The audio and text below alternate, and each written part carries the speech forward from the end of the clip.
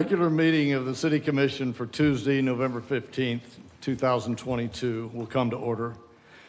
Please join me in silencing your cell phones.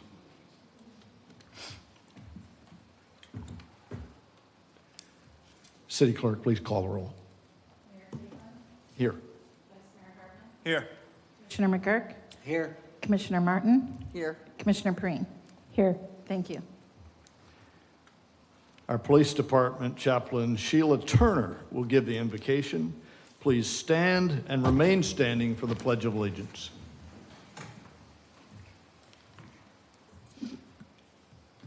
May we bear our heads and hearts together this evening.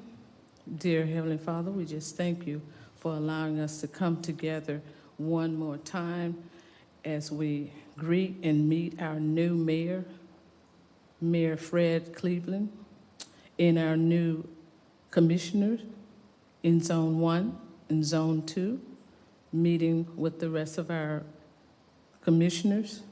We thank you that we will be here to greet them with open arms, helping them to make decisions for our great city. In Christ Jesus' name we pray. Amen.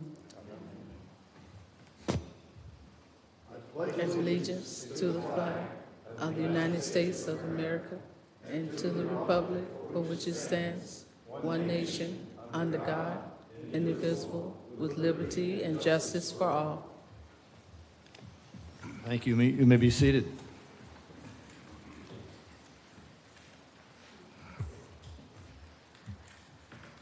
Good citizens all, welcome to the first of a new commission meeting. We're delighted to see you, and thank you for turning out and being active. City Manager, is there any changes to the published agenda? No, sir, no changes. Thank you, Colin. Just one announcement that I'd like to make, and it is with solitude and somberness that I pass along the passing of Frank Gummy, our former city attorney, was here for over a decade, passed last Friday of ALS. So, moment of silence for Frank and his family, please.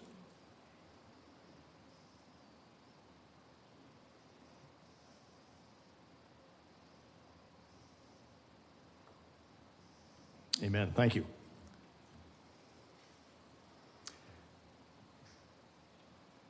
City Manager, if you don't mind, I would like your report up front along with the other staff members, if that's okay, Colin. I think the citizens may be very interested in what you have to say about our hurricane preparedness and our hurricane response. Very good, Mayor. Thank you very much. And first of all, I want to congratulate you and Commissioner Martin and Commissioner Perrine for being elected, and we're excited to have you on the dais and work with you. I'm looking forward to it. We went from recovery mode to preparation mode in about 2 seconds.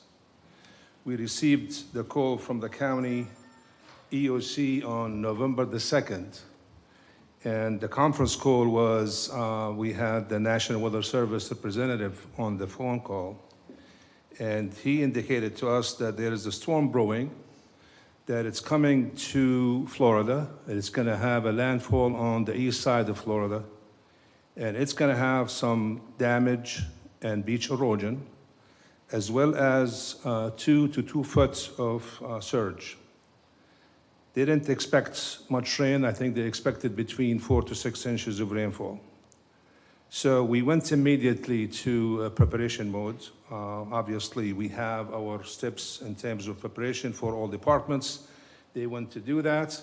We got maintenance op. They did their normal things where they went out to hotspot, known hotspots, and they placed pumps. They went out there and they cleaned drainage inlets, ditches, swales, etc. Make sure that we have enough fuel for city vehicles and all the other things that we do normally in terms of hurricane preparedness. Fire department, they went into preparation mode as well. If you recall, in the previous hurricane, due to the flooding, we were having a hard time to get to some of these areas, so We prepared our high vehicles. We even have rams to these vehicles because they were so high and they had such a hard time at the time to get people up to those vehicles. So we had rams to do that. Police department, same thing. They had high vehicle, and also they got some high vehicles from maintenance hub.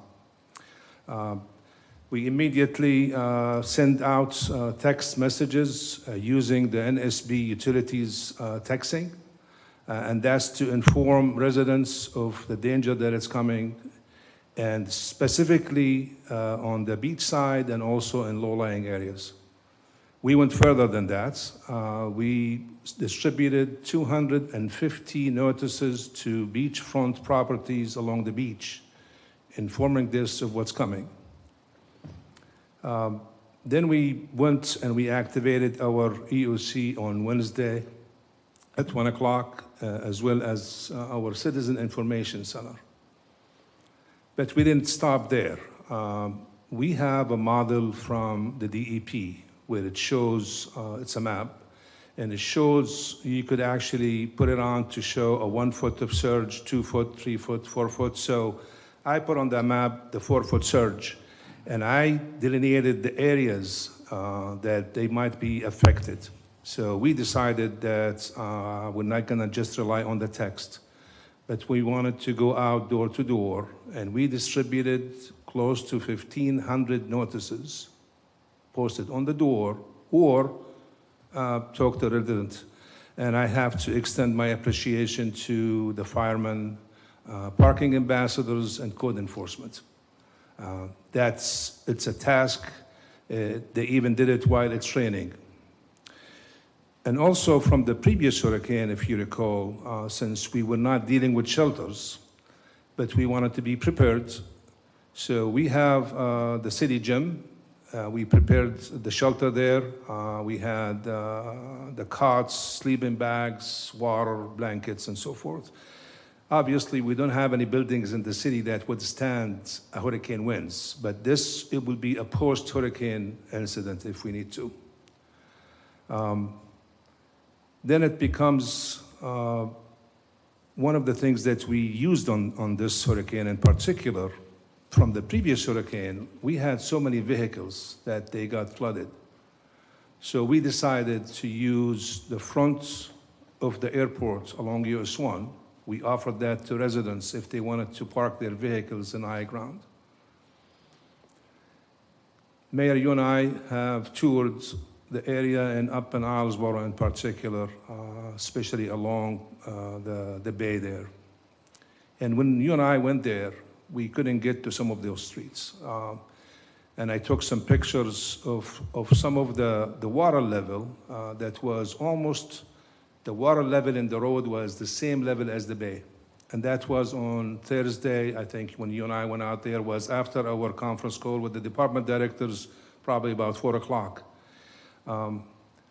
Interestingly enough, on Friday, I toured the same area, and I have the pictures, and everything receded.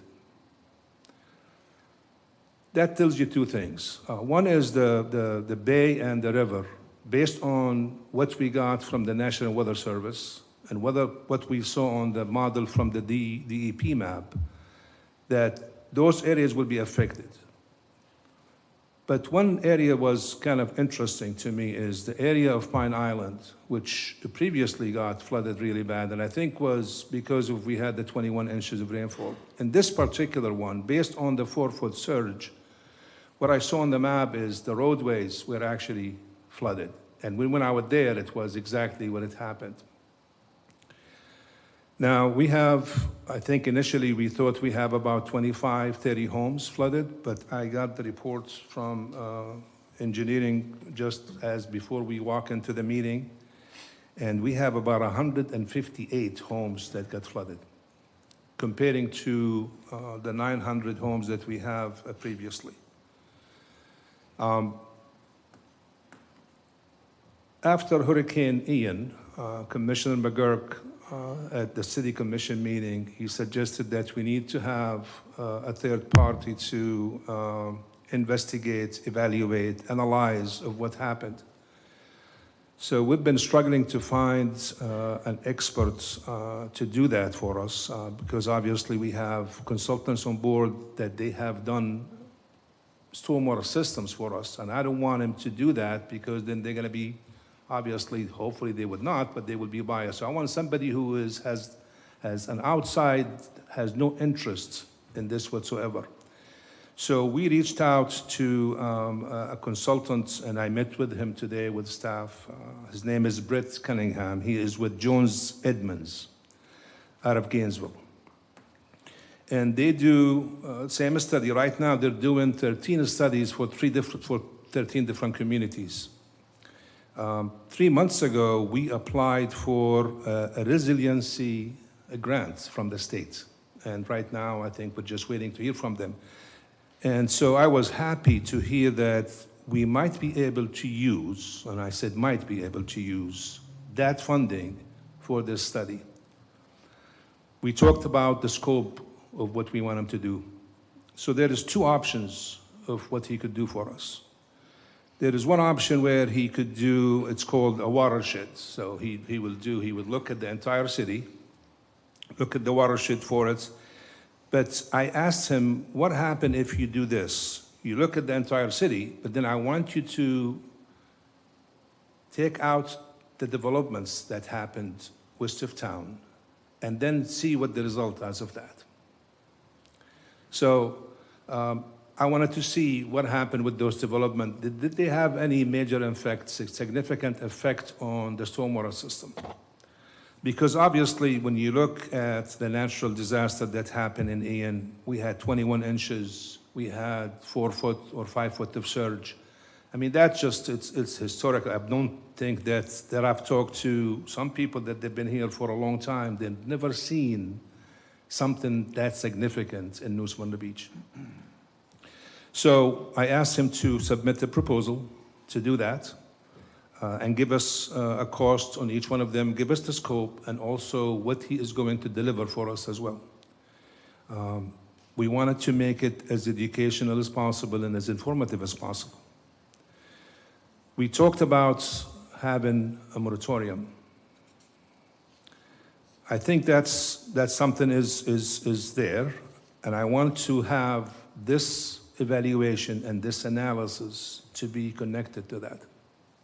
So my suggestion would be, in order to do this and to do this the right way and make sure that we get the right results, I think we need at least 6 months. And that would be for any project that is 10 acres or more. Now, in the meantime, you would think that if you do the moratorium, that staff will have nothing to do, and that is not the case. I just want to let you know right now.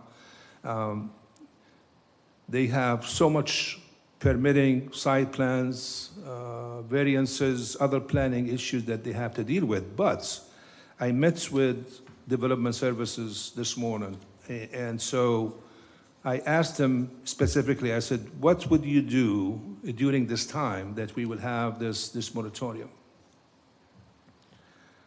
Right now, we have a consultant who's working on our stormwater ordinance in terms of requirements and then best practices that we've been working on.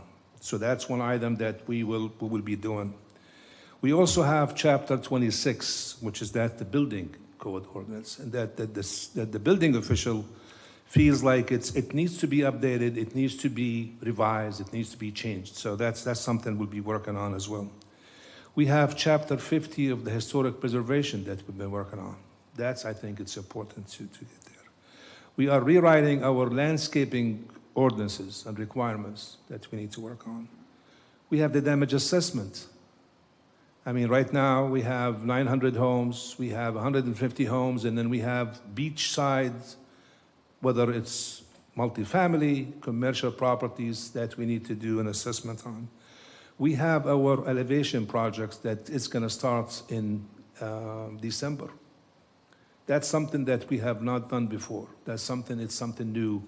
And we're excited to do that because I want to see how it could be done. Because as we mentioned before, when you have a flooding property what could you do there? Obviously, there's four things you could do. One is if you could do a system to prevent the flooding. If that doesn't happen, then you have to go to elevating the property. That doesn't happen, then you have to go to the demo and rebuild. That doesn't happen, then you have to go to the acquisition, which means you purchase the property. We have done all of these except the elevation project. So right now we have 6 in the pipeline that they're gonna go up in December. Then we have the 2 bridges, the 5th Street Bridge and also the Barracuda Bridge. And the Barracuda Bridge, it's out to bid. They awarded the bid, but before we even went into contracts, we had a collapsed retaining wall. So DOT, they are right now working on the design. That's about $1 million.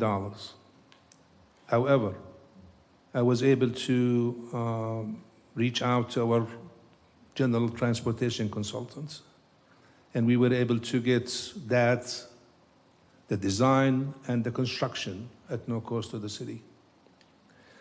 That is going to start anytime soon. The 5th Street Bridge, due to the public meeting and comments that we received and concerns from citizens, the design was amended and revised. We had another $1 million there that we have to. So again, we reached out to the consultant and we got the money for that. So those, it's gonna take some time from staff as well. We have additional LDR changes that I think the commission mentioned at one point that they wanted to either include or add. And I'm gonna give you that opportunity in December meeting. We have the workshop that you'll be able to do that. So that's something we're gonna add. We're also working on the fencing requirements. We had a fencing ordinance proposed, so we're looking at the entire fencing ordinance as well. I cannot tell you my heart how it feels about the flooding. It's something, flooding and fire, they always have some significant impact on our residents. And I cannot express my heartfelt sorry for that. And that's what I'm trying to do, everything possible to make sure that we could do whatever we can to assist those residents. I mean, you have Commissioner Martin that she has a house on the Central Beach that we've been working on for 4 years. It's not a simple thing when you apply with FEMA and working with FEMA. 2018, so it's still 2022. It doesn't matter. Okay. A long time. But I will assure you, myself and the staff, working diligently and very hard to do everything possible to get to a point where we got something that we could say, hey, this is what we've done. I don't have the fire chief in here, I have the police chief, and I have David Ray. If you wanted to, we could talk about the debris. The debris in this particular hurricane, Ian, and this one I don't think we have as much, I haven't seen as much as we have, but in Ian, you recall our construction and demolition debris. That was something significant, especially in the areas where we had the flooding. So, but I think we made some changes to the way we handled those things, where we sped the process a little bit up. I think right now, as I understand from David, we're gonna have our staff to go out there and mark the areas that we still have some debris, whether it's a yard debris or C&D, because Phillips and Jordan, what I heard from David is that they wanna send their drivers home for Thanksgiving. So we wanna make sure that we clean as much as possible before that. And I'm sure we will have some more C&D as a result of the damage on the beach side.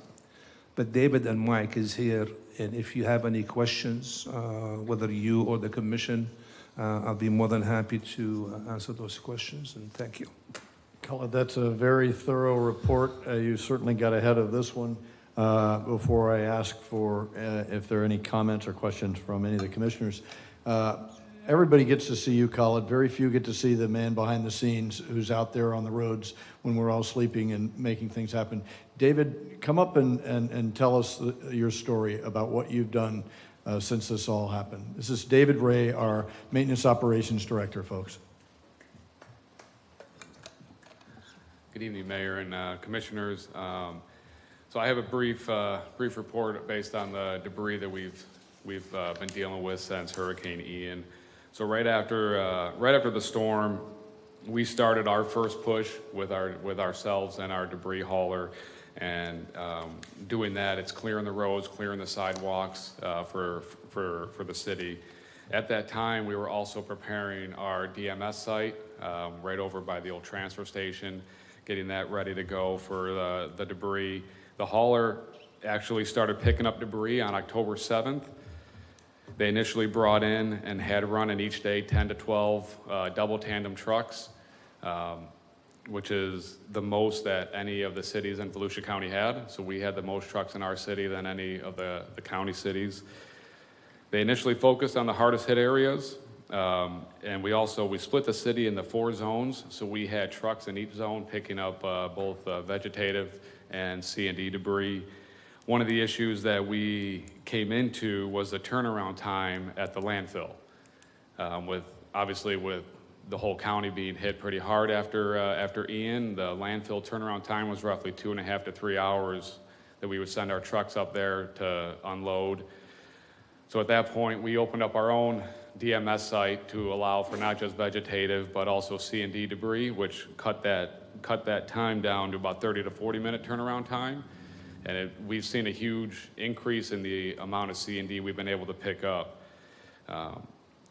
After that as well, we opened up our resident drop-off site on October 20th.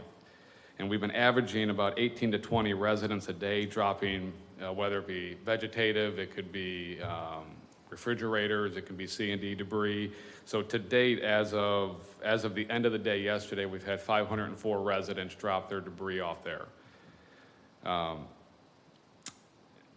At that point, too, we're also going into the private areas, the gated communities, and part of what we have to do is we have to get all the right of entry signed with insurance certificates, and we send that off over to the state for approval, who then sends that over to FEMA as well for approval. So now we're allowed to go into those areas and start picking up the debris in those areas as well.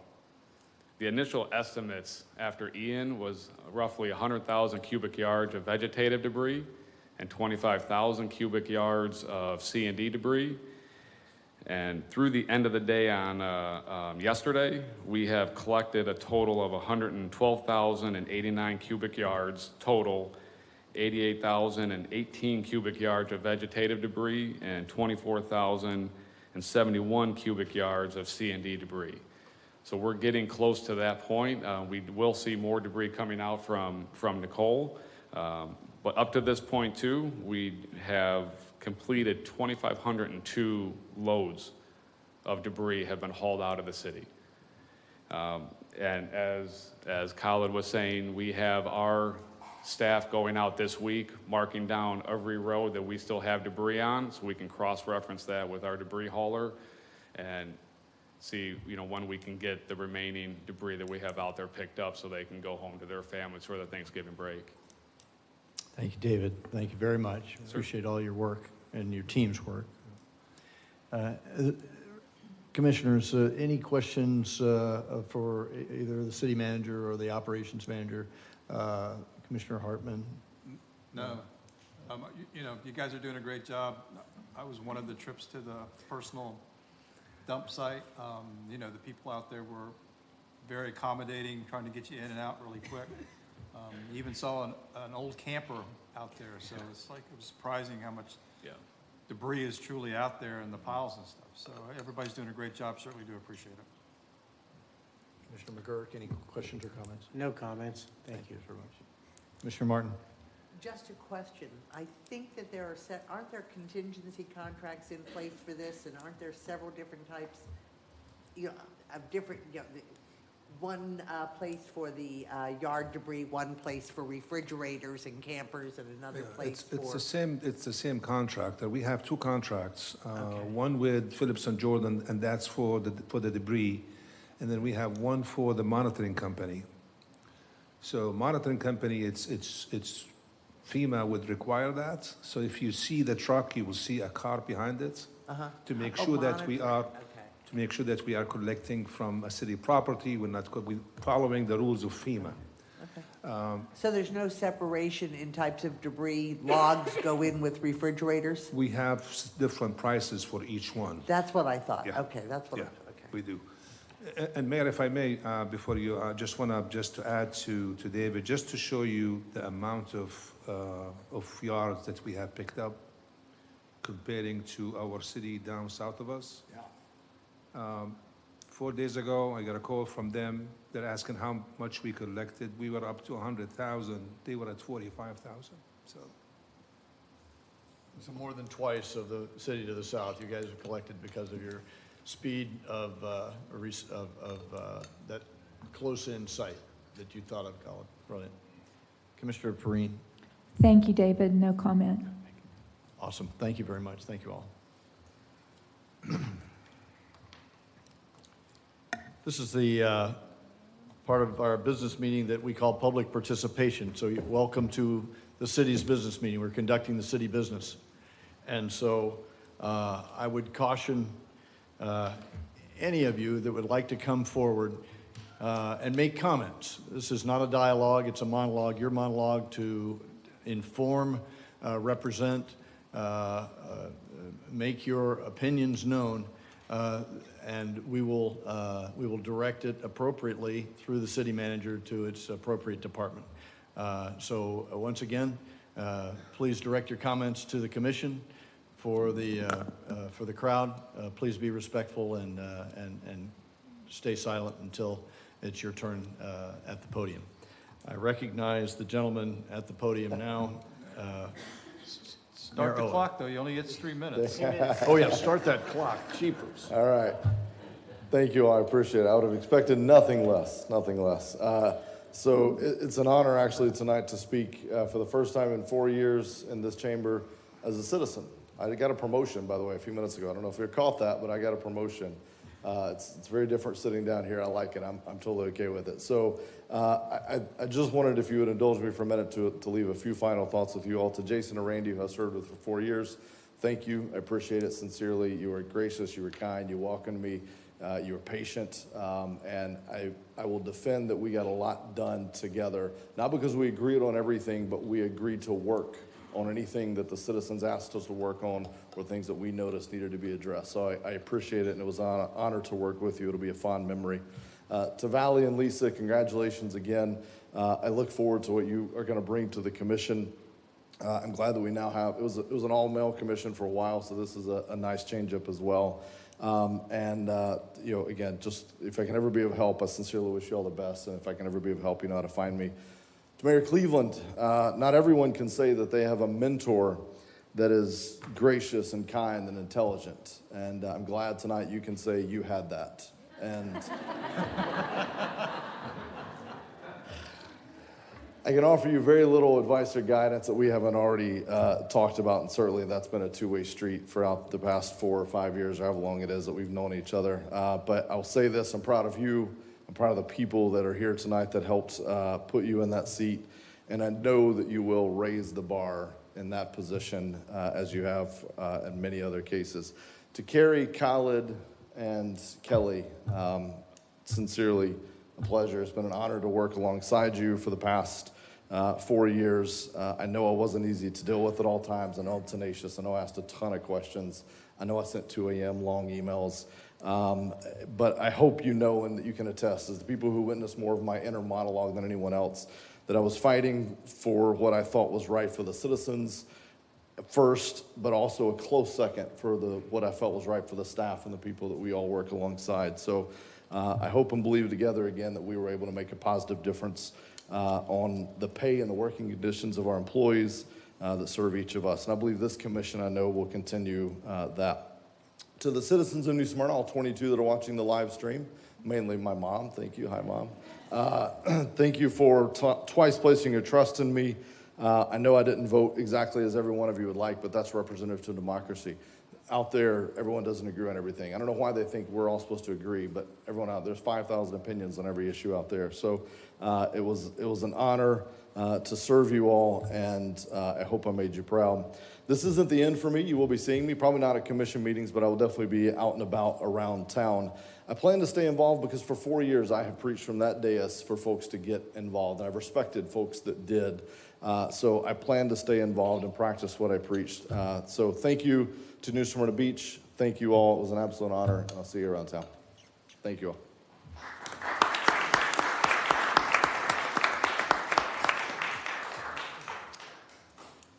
Your name, sir, and address Yes. for the city clerk. David McKenna, 216 Normandy Avenue, here in the great city of New Smyrna Beach. Great to be able to follow. Thank you. On April 11, 2022, I took a step forward into the NSB political world. That day, I signed my documents to join the race for City Commissioner Zone 2, and what a ride it was. My wife, Jules, and I bought our home here in September of 2019, and virtually no one in this town knew who we were. In April of this last year, we had made a handful of wonderful friends, but I was a virtual unknown. I had no idea what it was like to be in political office, let alone run a campaign. But I cobbled together a team of fellow political neophytes, and we were off to the primaries. I was humbled and amazed that we squeaked through the primary, and the real race was on. I was fortunate to have an amazing team, as I just mentioned, Holly and Joni, Miranda and Grummer, who's not here, to keep me on track in the campaign moving forward. I was also very blessed to get to know and be encouraged and supported by long-term citizens like former Commissioner Judy Riker, former mayors Adam Berenger, Sally Mackay, and Russ Owen. Key people in this town like Chip Weston, Buddy Davenport, Steve Sather, Sally Gillespie, Sherman Reed, David Morhaime, Serge Sorace, Chad Drexel, Joe Bunch, Efren Chavez, to name a few. And then to have the encouragement from current political and city leaders in and around town was most heartening as well. Fast forward, November 8th, 2002, almost 7 months ago to the day that I signed up for the race, and 15,065 votes were cast, and unfortunately I came up 475 votes short. Congratulations, Lisa. Now, instead of being an unknown, at least 15,065 people know my name because they either voted for me or they didn't. Running for city commission has been challenging, rewarding, and consuming, and I don't regret 1 minute of it. We ran a clean and honest race. Never once did I try to hoodwink or deceive the citizens to earn their votes. I was transparent and available to the people of NSB, and I will continue to be so and look for other ways to serve this fine city. The number one question that I was asked as I was running for this campaign was why?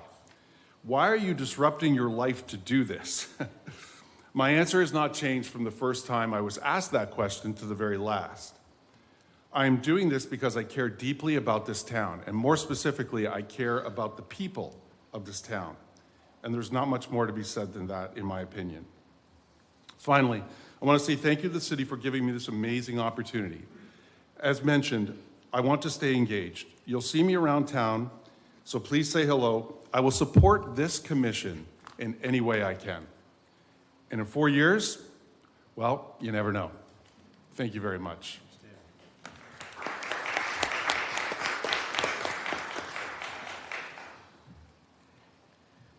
I recognize Dr. Nealon. Your name and address, please, ma'am.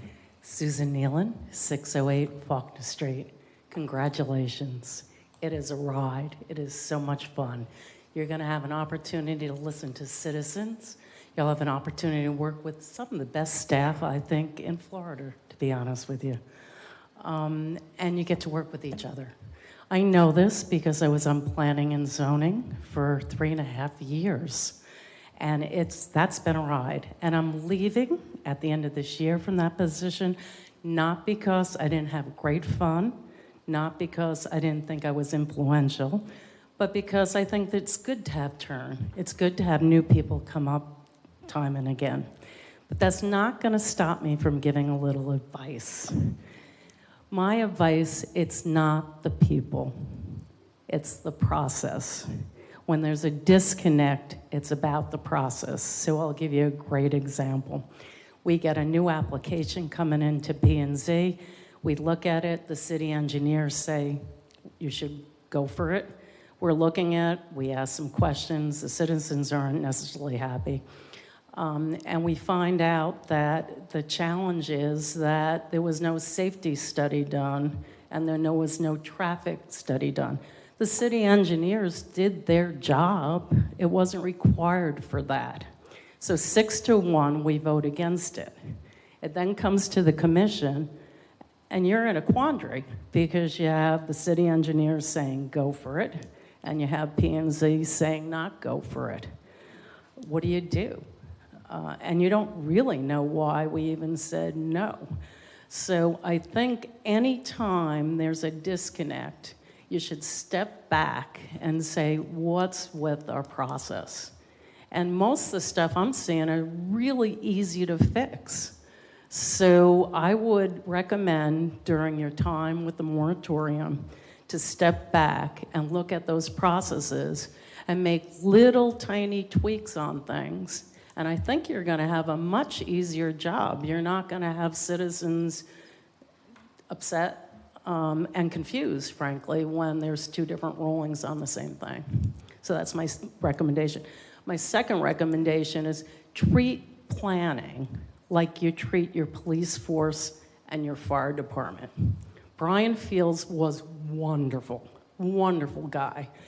But when he leaves the city, he gets a big promotion, he's required to do 2 jobs. You would never require your chief of police to do that. You would never require your fire chief to do that. That's impossible. It puts an awful pressure on the lawyers.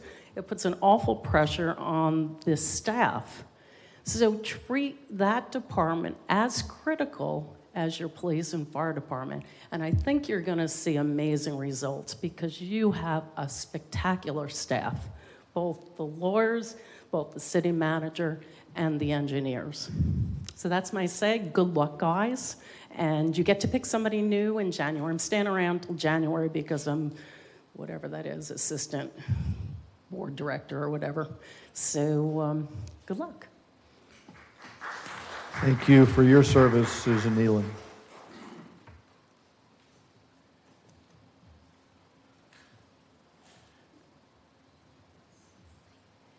Good evening.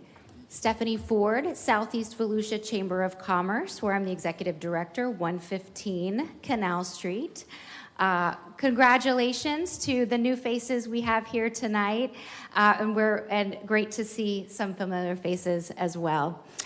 So I'm here representing a few other faces that you might know. Along with the Chamber of Commerce, we have Miranda Price with the Hub, Zoe Nooner from the Flagler Avenue Business Association, Liz Jones, Canal Street Historic District.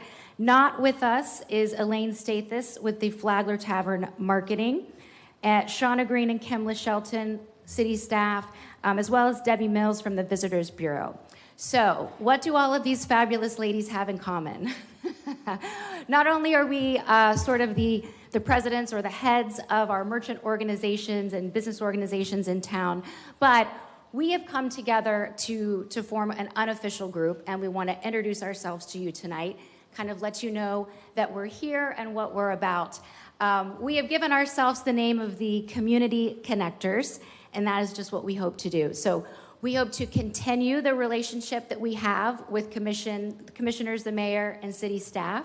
And we're here to offer solutions. We're here to be a convener of information. We represent quite a large group of business owners and residents. We are residents of this city ourselves. So we just want to let you know that we're here. We'd love to meet with you all, chat about some of our plans and some of our ideas moving forward. You know, we've just had a rough couple of months. So I think that we we're unified, which is a great opportunity and a great message to send out to the city. So we look forward to being a part of the solution and also working in collaboration. Thank you. Thank you, Stephanie. Thank you, community connectors.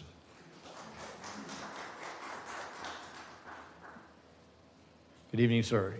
Your name and address, please. My name is Sean Kelly. I live on South Pine Street, and I don't want anyone's job up there, so you guys are safe with me. I'm not going to run for anything. But I want to share a concern, not to bring the party down, I guess, but over the last 43 days, my residence has flooded twice. 21 inches of rain, we kind of expected we could have an issue, and surely we did. Irma, we moved in right before Irma hit. We flooded at that time as well.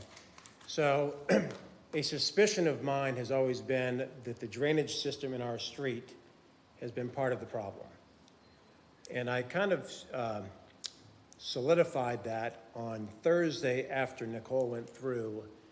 It was about 7:30 in the morning. My wife went out and walked our dogs. Our driveway was clear. Our yard had slight water, but no flood. No big issues at all. She came back about 8 o'clock from walking the dogs, and she told me that the drainage grate, which is right at the foot of my driveway, was starting to bubble up, and the storm again had passed. So I went out with a pump, thinking I could just pump the water away. I saw that wasn't working well, so I sandbagged around it, trying to keep it away from my home. As soon as high tide hit, it surged from that drain and had 8 inches of water around my house within an hour. Now, I know there are other people in this room that had a similar situation on my street who are sitting here in this room tonight.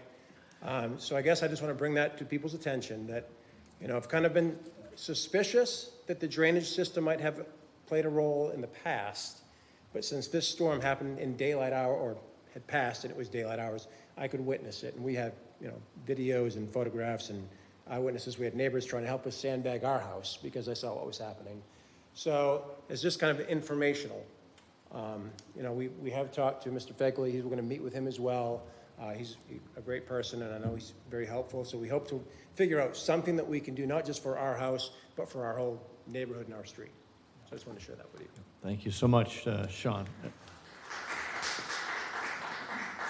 I see the city manager writing feverishly. I know you'll get a good action there. Yes, ma'am. Hi. Dale Paternoster, Beacon Street in New Smyrna Beach. And I'm very encouraged by our city manager's report on what will be done and what can be done about the flooding. We were quite fortunate at our house, but I feel for so many of the people that were flooded. And I guess I realize it's not just because of the new development, but also when people any of the permeable surfaces are removed by driveways, patios, swimming pools, whatever. That also creates more problem, the less permeable surfaces there are. And even considering concrete pavers are not also permeable. And then I know people that have had houses built next to them so much higher than their own house where, everything runs downhill into their property. So I think they're also, we need to be concerned about individual single-family residences and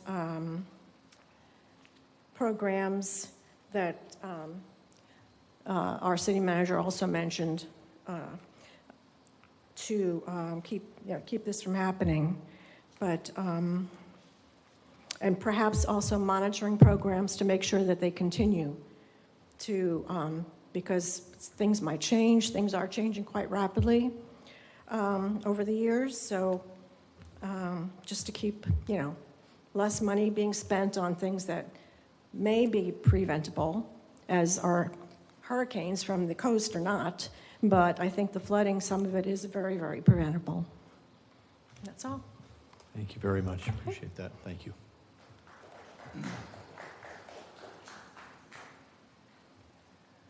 Yes, ma'am. Good evening.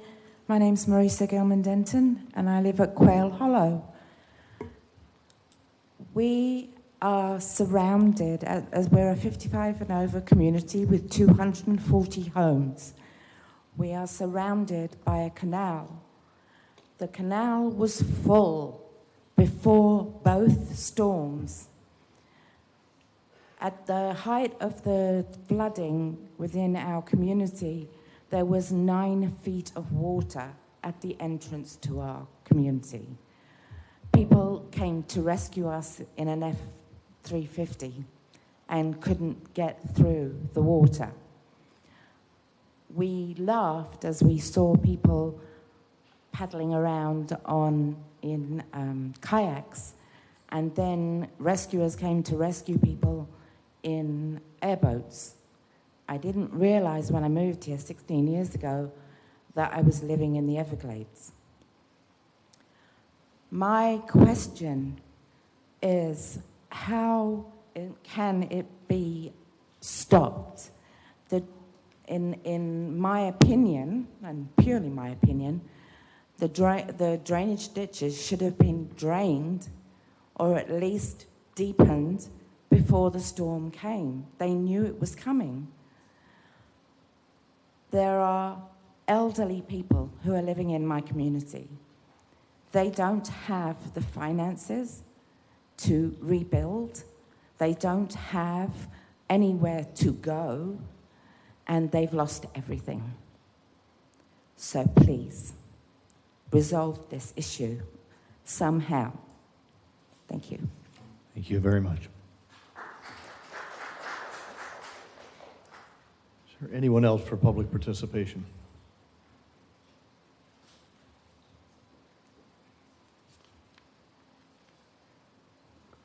Joe Zitzko, 2022 Arrow Circle for Airgate. Mayor, Vice Mayor, Commissioners, congratulations. I've got a matter that's coming before you in a few minutes, and it would be foolish of me to think that I could clearly and fairly articulate in 3 minutes the legal, factual, and equitable points on which I disagree. And Joe, you will have more time. Fair So enough. if that's your problem or question, for sure. Yeah, I appreciate that. My last comment then before I sit down I would greatly appreciate it, since 3 of you are new, if you would at least defer this and give me the opportunity between now and the next meeting to meet with those of you I haven't had a chance to meet with and educate you on at least my position. Thank you. Thank you for your time. Appreciate it.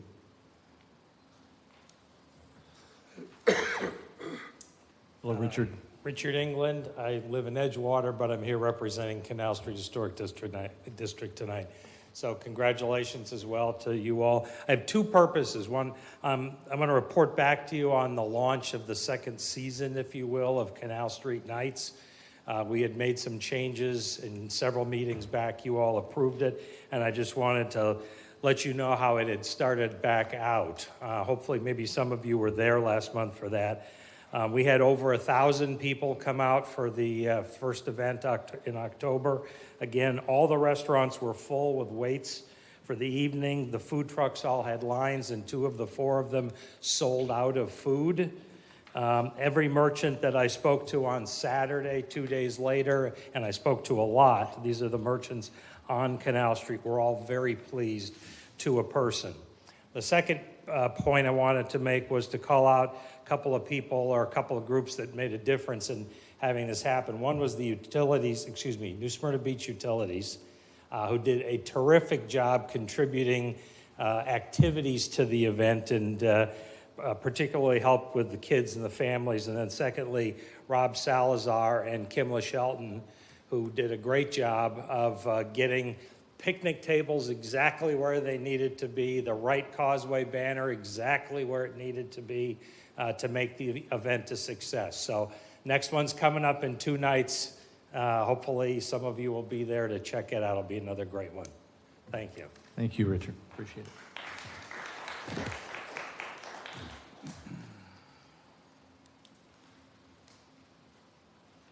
Good evening. Hello. My name is Shakiva. This is my sister, Chantel Jones, and we live at 900 Spruce Street here in New Smyrna. I am the former program coordinator at the Babe James Community Center, and I just would like to voice my concern about the direction of that facility. It is no longer a community center to me. It is now pretty much an administrative building with a gym. You have a director and assistant director that doesn't care about the community that they serve, that they seem to present off. The community center no longer has a computer room for the children to do their homework and study. We no longer have the conference room that was dedicated to former City Commissioner Aretha Bell because it was turned into an IT room that has been used less than 5 times this year. The center This center was founded with the principle to uplift, to promote safety for our children, give them a place to excel, finish their homework, and just come together to unite. And I feel like that's not where that facility is right now. At what point did the children's future not be taken into consideration when all these decisions were made, when it was made for them? Thank you. Thank you, Ms. Jones. Appreciate that. Evening, sir. How you doing? Terrence Jackson, 319 Sheldon Street, and I'm gonna piggyback off that a little bit here. I moved away in 2014, came back in 2019, and within 5 years, the West Side has been gentrified.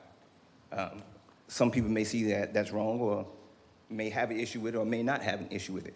But one of the issues, which is what she touched on, is that community center, which some of us know it as the youth center. It served the kids around that community, right? And like she said, it's no longer like that. And so my concern is, I had 3 kids go there for the summer. And one of my kids came back and said that basically they had to leave the gym, go on one side of the gym, so that older white men can come in and fly their airplanes. It made no sense. We paid for our kids to be there. Absolutely makes no sense. You got a whole city gym on the other side that they can go and do that. I just don't understand why, if I'm paying for something, why do my kids have to be moved to one side? Can't go over there and disturb them, make sure they don't go over there, keep them separated. For what? It's a community center. I get it. I mean, that's what it is now, but as she said, it was made to be for the uplifting of the community, fairly a youth center. But the youth can't go there. The youth during the summer, if you're not paying, you're not allowed to come in. Makes no sense. How do you serve a community, but you're marginalizing people? Certain people, those that have, and those that have not, you can come or you cannot come. It makes no sense. So I hope that this new panel, I hope that you guys get a little more involved and hear these issues, which I'm pretty sure you've heard these issues before, some of you. Maybe some of you not, but that's my time. Thank you. Thank you for sharing your concern, sir. Appreciate that. I recognize Shy. Hi. Shy, name and address, please, ma'am. Shy Morris, 541 Washington Street, New Smyrna Beach. Congratulations, everybody. It's good to see a change. I'm also here in support of the complaints about the Babe James Community Center. I'm 4th generation native to this area, and a lot of you on this dais already know I've been up here many years, almost a decade, with my concerns about the center. I noticed the change right after, I believe it was Irma, when the renovation of the new Babe James Center and leisure services came over from the city gym to the now newly redeveloped Babe James Community Center. I'm a community artist with Atlantic Center for the Arts. I also have my own business, Peace Art Studios, where I do a ton of art and wellness activities for youth in the community. Currently, I live 3 minutes walking distance from the Babe James Community Center, and I have not been able to teach a class in that community center for the past 7 years. Reason being is because I definitely stand up for what's right, and when I see injustices and I see things that are definitely wrong, especially when it comes to our youth who can't speak up for themselves, I'm gonna stand up. and I've got my butt kicked all around this town for the past decade. Hence is one of the reasons why I did run for commissioner, because I felt like it's really sad when you don't have enough activities, I should say, for the youth in the community, but then you have a community center in a neighborhood that clearly needs opportunities and enrichment programs, and you take valuable people like Ms. Shakiva and myself away that have built relationships with the children away. It's pretty heartbreaking. So I'm hoping that the new commission could get together with some key people, leaders in the community, and talk about how we can make a change for the youth of the community and for the legacy of Babe James. Thank you. Thank you, Shai, and thank you for your service.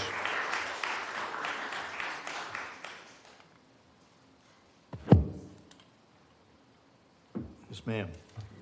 Good evening. My name is Stephanie Santiago, 656 South Pine Street. I'm coming to you this evening because I am a real estate broker here on Canal Street, so I own a business here, and I broker a lot of these homes that, you know, will soon have some more problems, but I was victim too of both Nicole and Ian. Currently, you could call me homeless. I have moved 6 times in 46 days. The pump outside of our house, our drainage, our front door had over 24 inches in the front, probably close to 30 in the back, because of our neighbors behind us removed a concrete wall, they placed a fence. When you guys allowed the 2 buildings to be built, then when they hit the water line right after we closed on our house in 2021, it flooded us in 2021. If you look back in their in utility commission reports, probably early May of 2021, I flooded then before I even lived in there. So it's real. This is real. It's scary. My kids ask me every day how I get through it, and I'm going to tell you, I don't really know. I work, and I'm still putting people in homes, and these can't be sick homes. My home can't be a sick home. Even if I, rebuild it to the new building grade, there is absolutely no way that the drainage and the sewage, because I stayed that way for 2 days with Ian until I could open my front door and let the water out the front door, let the water out the back door when the water subsided just enough so I could let it out of my house. That was at 3 inches. 2 days, 3 inches inside my home. And then when utility commission comes out to pump, it goes away. But then guess what comes in my house? Everybody's sewage. So to tell you that I can't even go inside my house right now is an understatement. It smells like sewage when you walk down the street. So if Ian didn't grab everything I had, Nicole tried to take it again. And I had more water inside this time with Nicole with no rain than we did when we had Ian. And the drainage is right there. It's at Goodwin. I called, I asked about the rebuild, and I'm telling you, even if I rebuild, after talking to engineers, and I'm in the field, this is not my first rodeo, I've been doing this for over 26 years.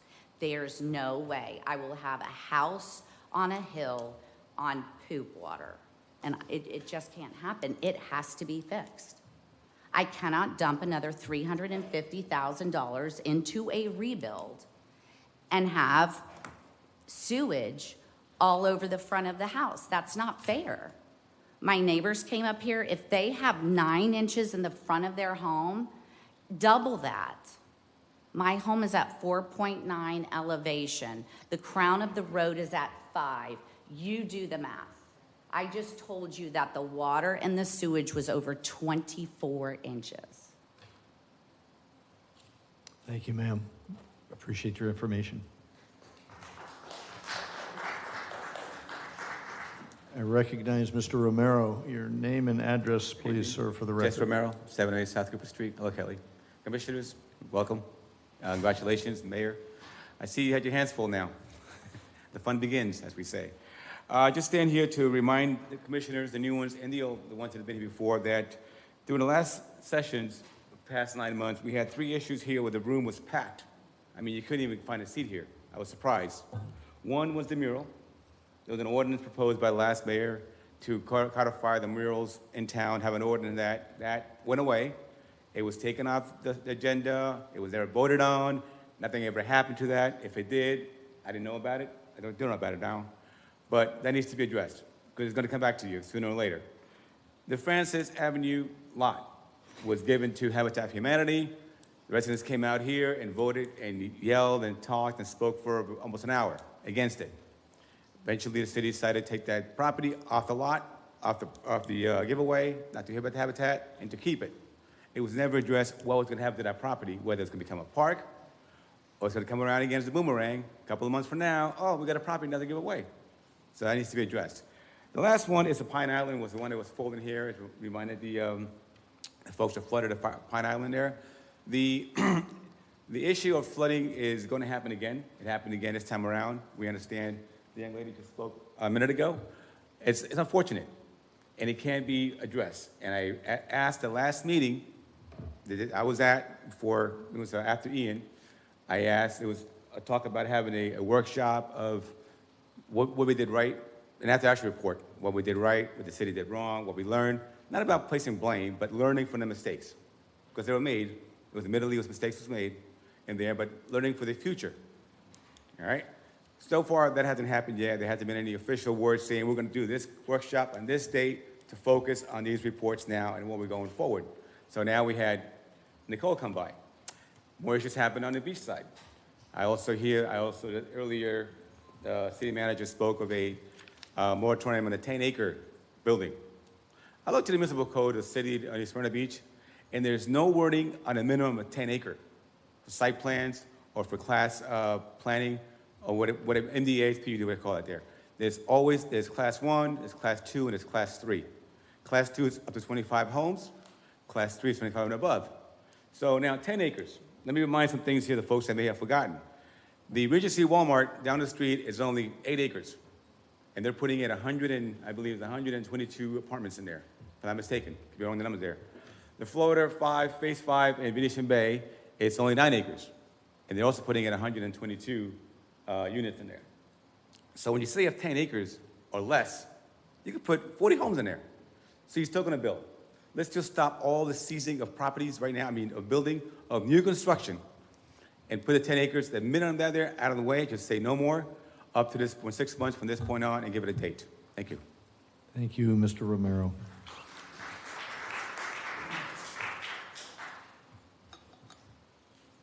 I recognize Mr. Hartman. How are you, Dr. Hartman? Your name and address, Randy please. Herman, not Randy Hartman. Welcome, 108 Esther Street. I'd just like to use a format. I lived in New Zealand for many years, and they have a particular protocol that they use when you do public speaking, and it seems fitting for tonight. And the first thing is you acknowledge the spiritual world, which our chaplain already did. Second, you acknowledge the 4 elements: fire, water, earth, and wind. And we're definitely talking about those combinations tonight. And then you greet 3 times. And so I would first greet the staff, I second greet the new commission, and I would greet our citizens. And this very important occasion and of looking at and looking ahead, I would like to start with one word first, which is gratitude for all that has been done by our city staff, utilities company, and all the first responders and many volunteers. Particular salute to the utilities company getting the power back on particularly fast for Ian, and it didn't even go out for us for Nicole, so I really appreciate that. My sister lives in Edgewater, and she was out of power for 9 days, and that's pretty tough. So thanks to the utilities company for that. The second word I would use is sustainability. I'm pleased that the commission is looking at a moratorium I'm pleased you're considering extending the time a bit. I would add that you consider perhaps a blue ribbon panel of citizens to accompany that. It's good to have a consultant, but we have some very valuable people in our community that might be able to assist and enlarge this review, particularly if we had this 6 months time to do this. And I would hope that that might accompany. And as Susan said, we have some pretty amazing people that could be available to us. And I also hope the review of the PUDs is included in that review for the planning department. And last is, under sustainability, one other thing. I remember going to many hearings around development, and a prominent attorney talked about our CCSL as capricious. It was a capricious line. I would like everyone to walk on our beaches now and see the damage that has been done, and the buildings that have gone over the CCSL are facing some fairly serious rebuild. So I don't think it's capricious, and I think this moratorium, taking it seriously and doing an in-depth review is really essential for us, because it is an opportunity. And that leads me to my last word, and that is hope. I think I have hope. I've always tried to have hope, and I see you all in your newly and returned election of coming to serve the city. The Chinese say that crisis has two parts: danger and opportunity. I think we have faced some pretty serious danger. We have a lot of things that have hit us hard from COVID forward, but I am hopeful, and I congratulate all of you on your new office, and looking forward to us working together to solve these issues. Thank you. Thank you for your encouragement, Dr. Herman.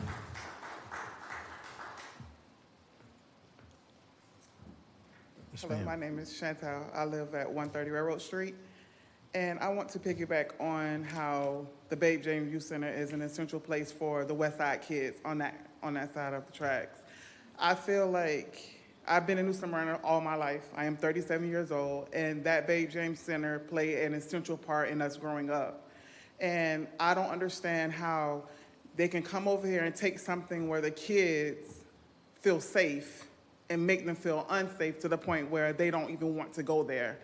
I have 3 kids now that attend that center, and they don't even feel comfortable going there.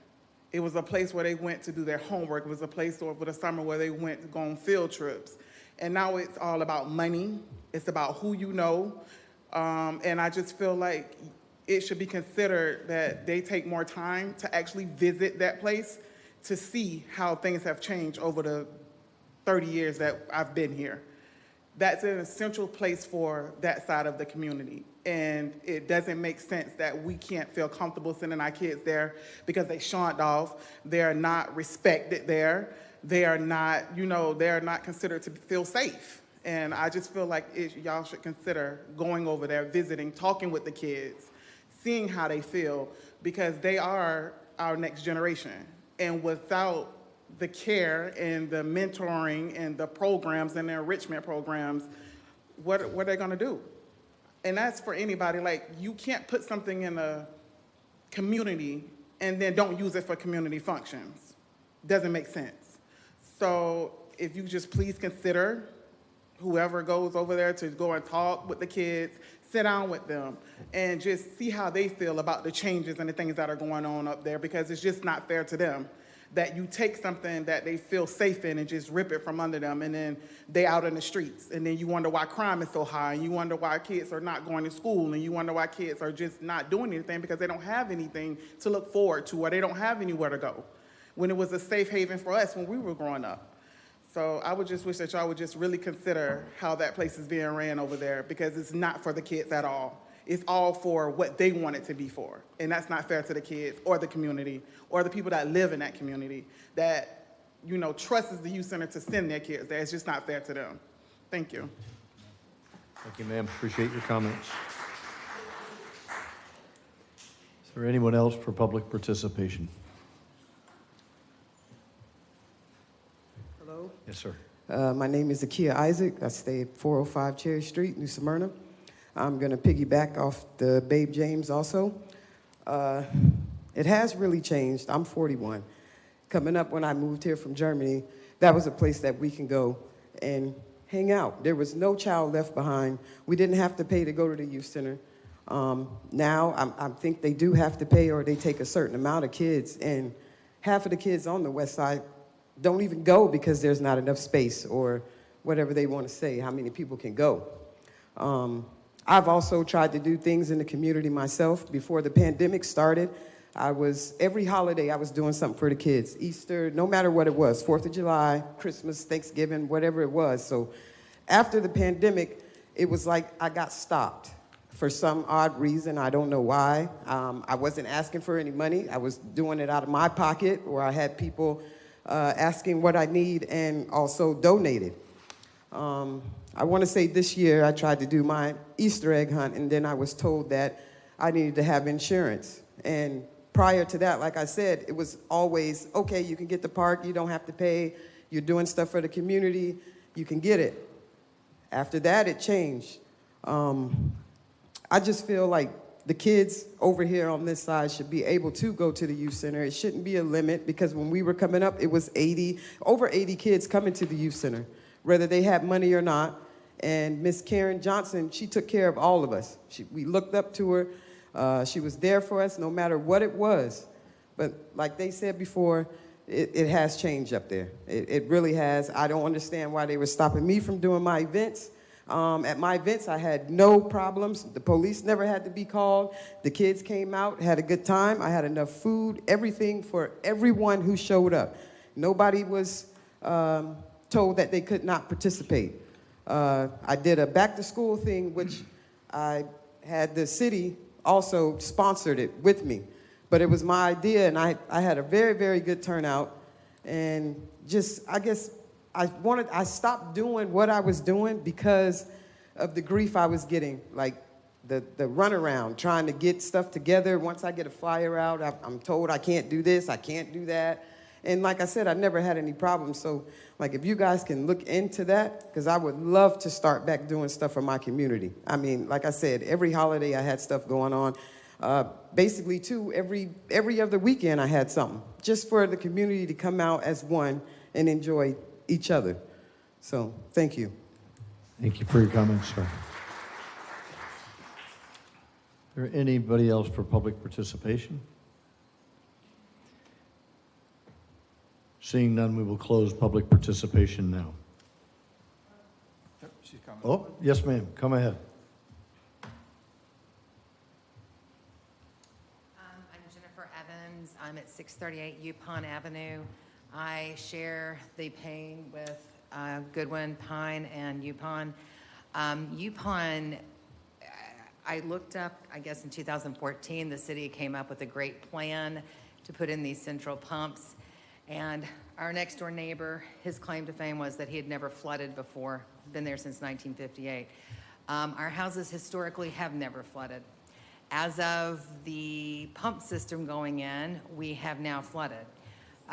Ian brought in raw sewage into our houses. I'm still fighting with the insurance company, as of right now, trying to get our house, I'm gutting our own house, to get it fixed, and then on top of it, flooding again in Nicole. We did not have much rain with Nicole, as they had already stated. I would have been better sandbagging the drain in my yard, because the drain in my yard is what flooded our houses. If you look, and I've got the videos, you look to the left of our street, there's no water there. You look to the right of our street, which is where all the water's supposed to flow, there's no water there. Where the drains and then the pumps are, all the water came onto us. And we're having to repair again. So we really, I've also contacted engineering, I've emailed engineering, I have not heard anything back. I guess the city needs to come up with a plan to help us and help our homes, because a house that was built in 1958 did not just show up. And if somebody from 1958 onward was flooding every single year, and in 43 days twice, they would not have kept the homes. The homes would have been gone. And we're not going to be able to get insurance. Like, we might get insurance to pay for our claim, maybe this time, but they're not going to do it the next time. or we're not going to have insurance. So the city needs to, the moratorium needs to go towards everything. I totally agree. I don't think the 10 acre, I don't know, the 10 acres is excessive. I don't even think we live on, you know what, a quarter of an acre on our block. So I think it's big. The city has made it to where every man is for himself, and we did. We were like at high tide at 8:30 when the tide was going to hit again. We were going to sandbag those drains, and so I can say honestly that in my yard, with the drain being there, that if we have another storm, I don't want the drain to flood my house again. So I will take. You know, I guess it would behoove me to sandbag the drain so that it doesn't come into the sandbagging my house didn't work. So thank you very much. Thank you, ma'am. If you'll take, ma'am, if you'll take the city manager's card, I'm sure he's going to reach out to you. If you haven't spoken with an engineer, one will be in touch very soon. Anybody else for public participation?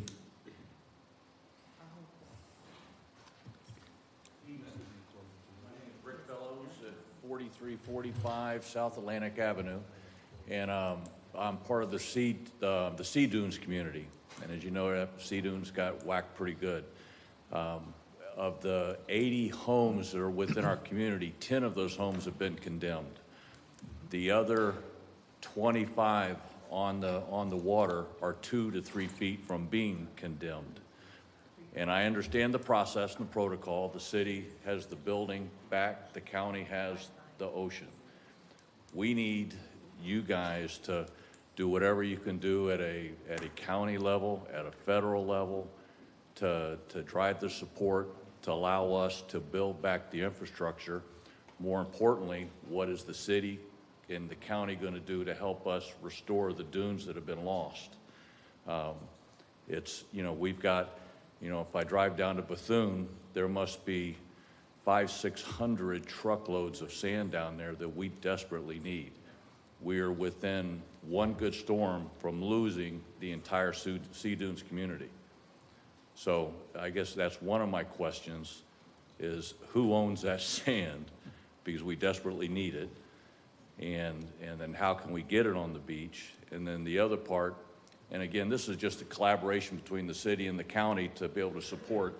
If you've been on that section of the beach with the Sea Dunes between La Hacienda and between Shore Villas, the debris, every dock, every stairs, everything was taken down.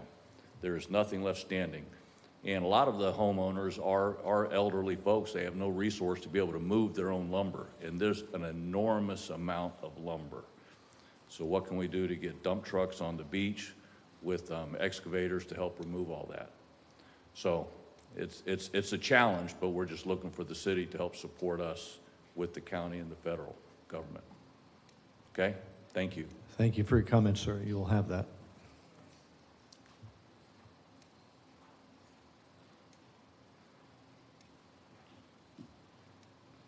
Hello.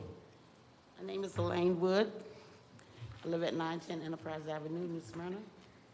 And my problem is when someone rent the Brandon Center and they want a particular caterer to come through, it's always a problem. It's like they would say they need the license, they get that. They need insurance, they get that. They need the ServSafe certification, they get that. Then all of a sudden they say, oh, you gotta have alcohol license. Why? We're not serving alcohol. Then they say you gotta get a inspector from the health department to come through and you gotta pay for this. I don't understand why we have to jump through all these hoops to have something there. I just don't understand it. And I done did things there in the past for the Chisholm alumni, and I didn't have to go through all these problems that I'm going through now. So I don't understand it. And then the other problem I have is on Green Lawn in front of 540. It's a bunch of trees growing out, and it's done basically took over the road. 2 cars cannot pass by there now. Only 1 car at a time. So they probably need to look into that also. Okay, thank you. Thank you for your information, ma'am. Appreciate that.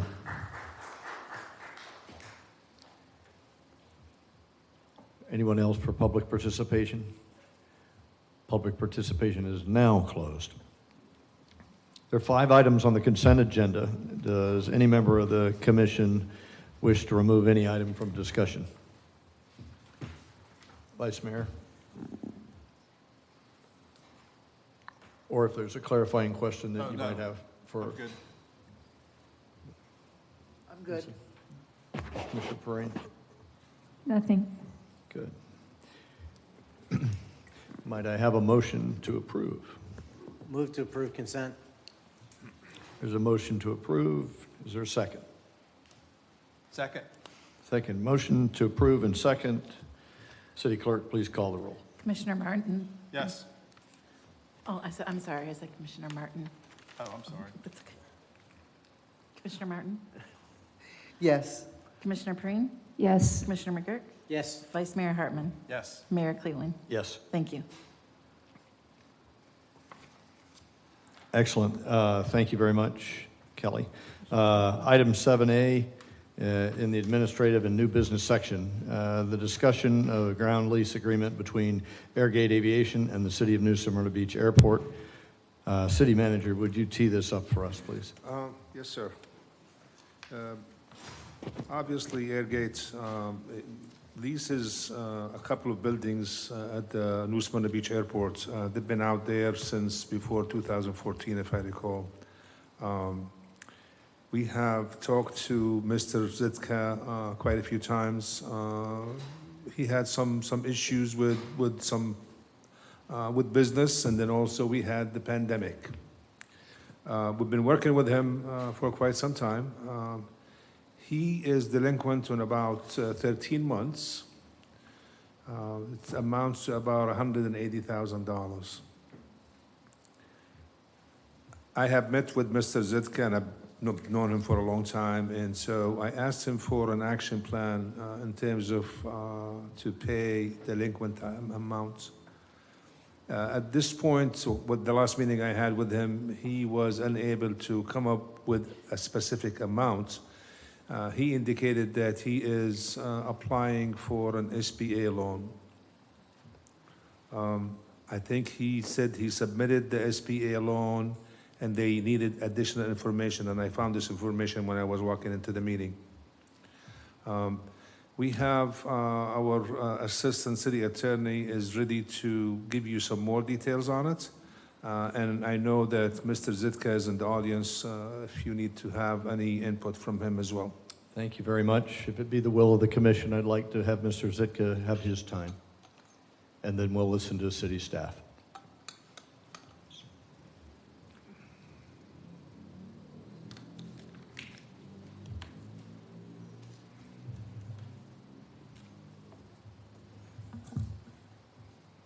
So it's been out at the airport since I think 2012 is when the initial lease was put in place. And then as Cod alluded to, in 2019 I had some internal issues. I had a vice president who was embezzling from us, didn't find out until the end of the year, and Collar and I worked in 2019 to deal with what turned out to be, I think it was roughly 3 months, maybe 2.5 months worth of rent that were not paid in 2019. September 1st of 2019, got hit by Hurricane Dorian. And then a couple months later, the lockdowns began with the pandemic. So we ended up in a position where we were, I think it's 10 months in total in rent that we were behind between 2019 and maybe the end of 2020. Through the course of that, we've obviously tried to stay on our feet, fix a bunch of things going on, and deal with downturn in the economy, lockdowns, no flights coming in and out of the airport. And over the course of the period from 2012 till now, I think we've paid somewhere around $1.3, $1.4 million in rent. I think we are the largest rent payer on the airport by a long shot. And we're in a position now where we have an underlying issue over sales tax.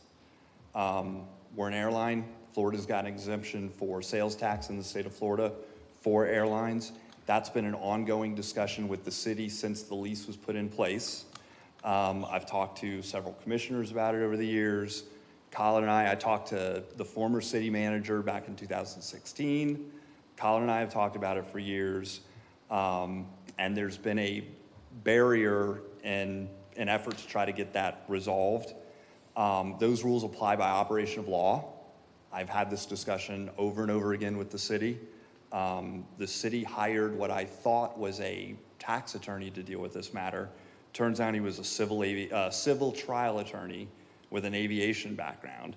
And Mayor, I think you've got some experience dealing with tax matters. It's easy to miss things like that.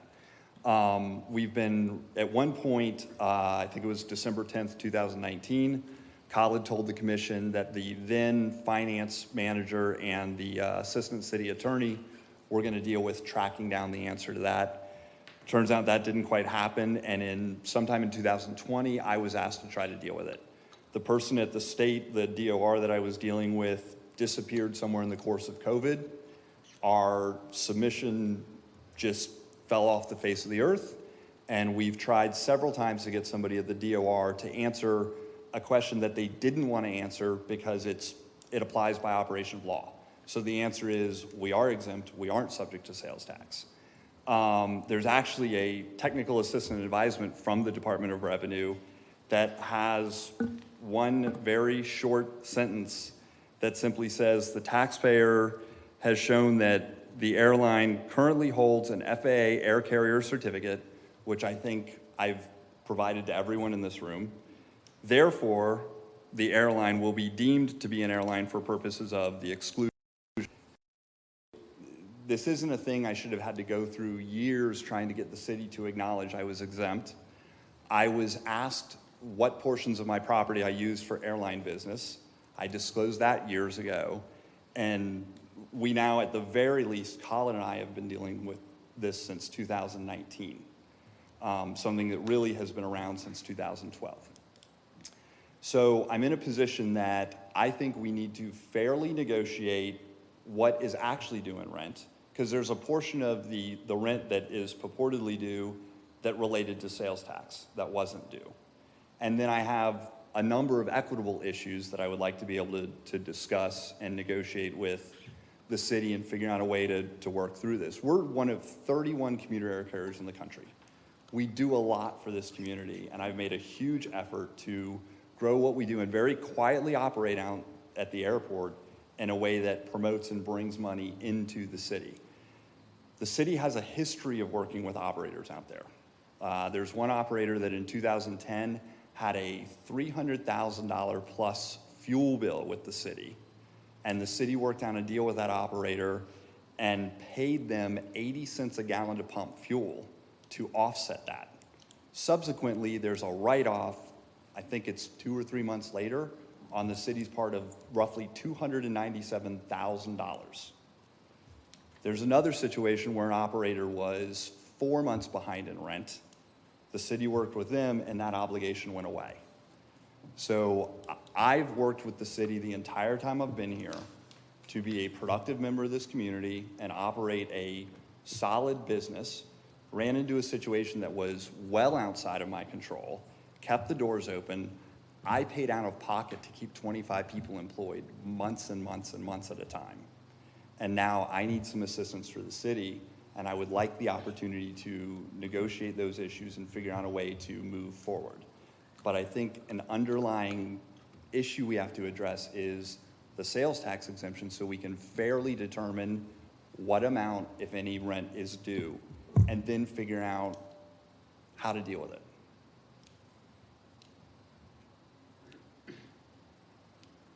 Anything else you want? Anything else you want the commission to know? I think that's probably, from where I stand right now, that's probably it. There are some legal points that I think the city attorney and I currently disagree on. I'm not a currently practicing attorney after 20 years, so I've got counsel that I retained after our last meeting on, I think it was November 3rd. So some of that stuff I would like the opportunity, to the extent there are legal disagreements, for us to be able to figure out where those points are and determine which of the two of us is correct to the extent we can. There are some underlying issues factually with the exercise of my lease options. That lease was presented to the FAA for review It was presented to the FAA as a 5-year lease with 4 5-year options. There's a bunch of rules of construction and other reasons why it would not make sense to hold with the city's current position, which is that the city had the unilateral right to determine that I didn't exercise my option. It was previously accepted by Frank Gummy, by the city manager, and with discussions with a number of commissioners, the airport manager. We've had several meetings in front of the FAA, DOT, and other regulatory bodies where that's been discussed, and not once has it ever been questioned. I think that's all that I can present to you at this time, and I'm here to answer any questions that you have. So thank you. I want to make sure you have every opportunity to say what you wanted to say to us, and then we'll go up and down the line with the commissioner's opportunity to ask you questions. Yes, sir. Anything else? I think that's probably it for now. Okay, that'll be your last then. Yes, sir. Vice Mayor Hartman, do you have any questions, perhaps? No, I don't have any questions. I don't have any questions for the applicant or the Okay, owner Commissioner. at the time. Thank you. Commissioner Martin. No questions at this time. I have a question. Yes, ma'am.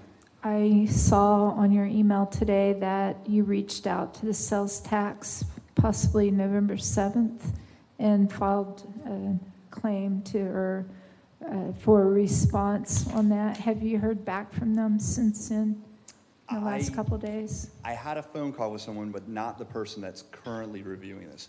So we had a meeting, Khalid and Carrie, I think Shay and I, had a meeting on November 3rd. On the afternoon of November 3rd, I met with a tax specialist at the DOR and discussed this matter. And the city has been asking me to get some sort of a exemption certificate or something that doesn't apply to this issue because it applies by operation of law. So I went again, met with the DOR, asked them for something in writing.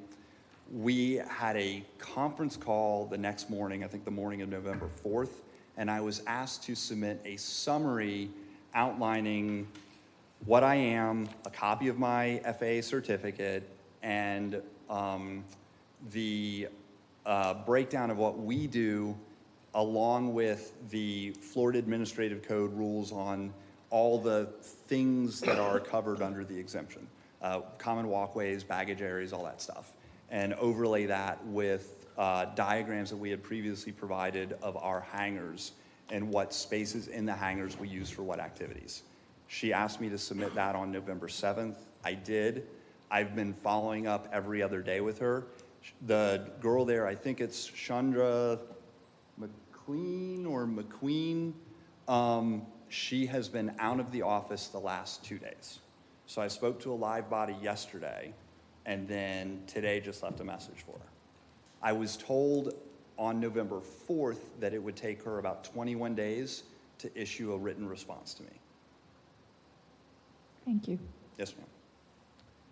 Anything else, Joe? No, sir. Okay, good enough. Thank you for enlightening us. Appreciate you giving your view. City Attorney, I think you have some prepared ideas and position of the staff, followed by, after Shay does the presentation, Khalid, you will talk to us about options that we have available. Is that right? Yes, sir. Okay, very good.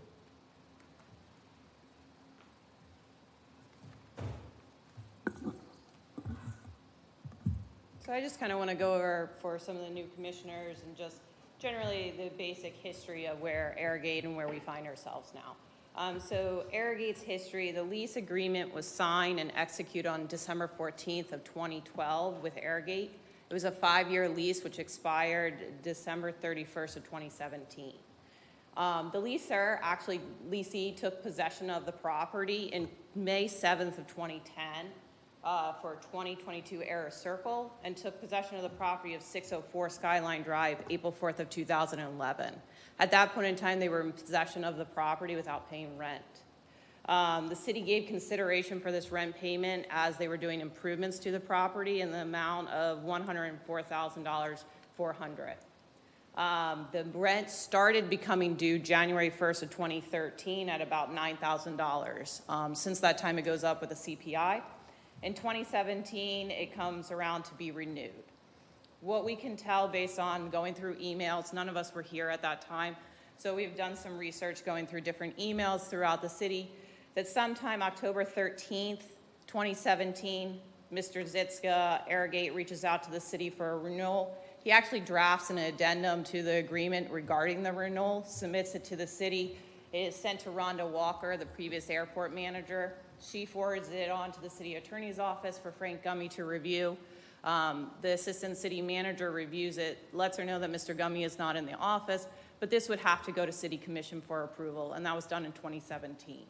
It was never signed by Mr. Zitska. Mr. Gummy rejects his approval that he sends over his renewal agreement. Mr. Gummy drafts his own renewal agreement, sends it back to Ms. Walker to get executed. At some point in time, this never gets signed. It never comes before commission. In 2018, an email is sent to Mr. Zitska regarding the renewal and getting it to the commission agenda prior to the July break that typically occurs. There's no response and no traction that occurs. The city kept trying to get the renewal, and when Arrogate approached in February 2019, when the renewal is still not executed, Arrogate claimed they didn't send a renewal over, and that the reason for the paperwork was to secure a loan and that the bank needed this. However, the bank went forward with the loan without needing the paperwork, so they don't need it anymore. Regardless of that, in August of 2019 is the first missed payment, about $13,879.35. It is assessed a late fee of $1,292. At some point in time, they pay half of it, and they owe about $8,564. September is a missed payment. November is a missed payment. The city, though, once the first missed payment happens, attempts to make contact with Arrogate and set up a plan. John McKinney reaches out to Arrogate. August 30th of 2019, John reaches out to Arrogate regarding these missed payments. September 20th of 2019, Rhonda states she spoke to Arrogate regarding the missed rent and that he would pay it on Friday. Based on the calendar, I can't tell if that's Friday the 20th or Friday the 27th of 2019. John McKinney sends another email on October 31st regarding late rent. Arrogate responds that they would make another payment November 1st of 2019. No payment is made. November 1st of 2019 is the first time we see the sales tax issue come up to John McKinney. On November 25th, 2019, another email is sent, and at this point we have 4 missed payments. This is the first time that the sales tax issue is breached and brought to the city manager's attention. On November 8th of 2019, no check is provided as of yet regarding the back rent, even though Arrogate indicated they would provide the check. Mr. Zitska responds back to an email sent to him that he would give us a call and have a check by the end of the day, and he addresses the sales tax issue he would like to speak about. John McKinney responds back to him in an email regarding the sales tax and how to proceed forward with it. He outlines that the city is really just the middleman. We collect the tax and remit it to the state. That in fact, here's a website in which you can contest the sales tax issue and provides him a link to it. That he talks about the DOR having a process, that John McKinney explains what he needs the documentation for and how to go about doing it. On December 10th, the city manager presents to the commission the issue regarding sales tax. At that point in time, the city manager directs the city attorney's office to work with Mr. Zitska regarding the sales tax issue. On December 11th, the city attorney works with a lawyer to shed some light on the issue. By December 23rd, after we've contacted a lawyer who is an aviation specialist who deals with this type of law, we have received our first response regarding this. We get a letter back from our attorney explaining the issue and how to go forward with it. At that point forward, the city attorney's office, through the assistant city attorney, works with Mr. Zitska through different conference calls with the attorney, explaining how to handle the sales tax issue. On June 1st of 2020, Arrogate attempts to unilaterally renew the lease for a second time. At this point in time, he's in default of the lease payments of about $85,000. Nothing occurs with the renewal of the lease. Then we fast forward to 2022 at this point in time. We have Arvin coming on board. He's the new airport manager, and he attempts to get things accomplished. He's trying to get the rent paid. He's trying to establish a rapport with Mr. Zitska. He's trying to clear up any issues regarding the sales tax. Throughout this time, he tries to bring the lease to renewal. Throughout this time, the city attempted 17 different meetings, about 16 different meetings, I would say. In 2020, we had 3 different meetings set up, 2 of which were canceled by Airgate. In 2021, there were 3 meetings set up, 2 of which were canceled by Airgate. In 2022, 10 meetings have been established and 2 canceled by Airgate so far. In each of these meetings, we spoke about setting up a payment plan, about how to establish a payment plan. We discussed the sales tax issue numerous times. We provided him the documentation that he needed. We've addressed the issue regarding sales tax every single time of the meetings that I've been president. We've explained the process. We provided him the documentation. We've shown him how to do it. We provided him every invoice that he's needed regarding the sales tax issue. And currently the lease expires December 31st of 2022. Hence the reason it got placed on the agenda in October to discuss what to do at the lease at this point in time.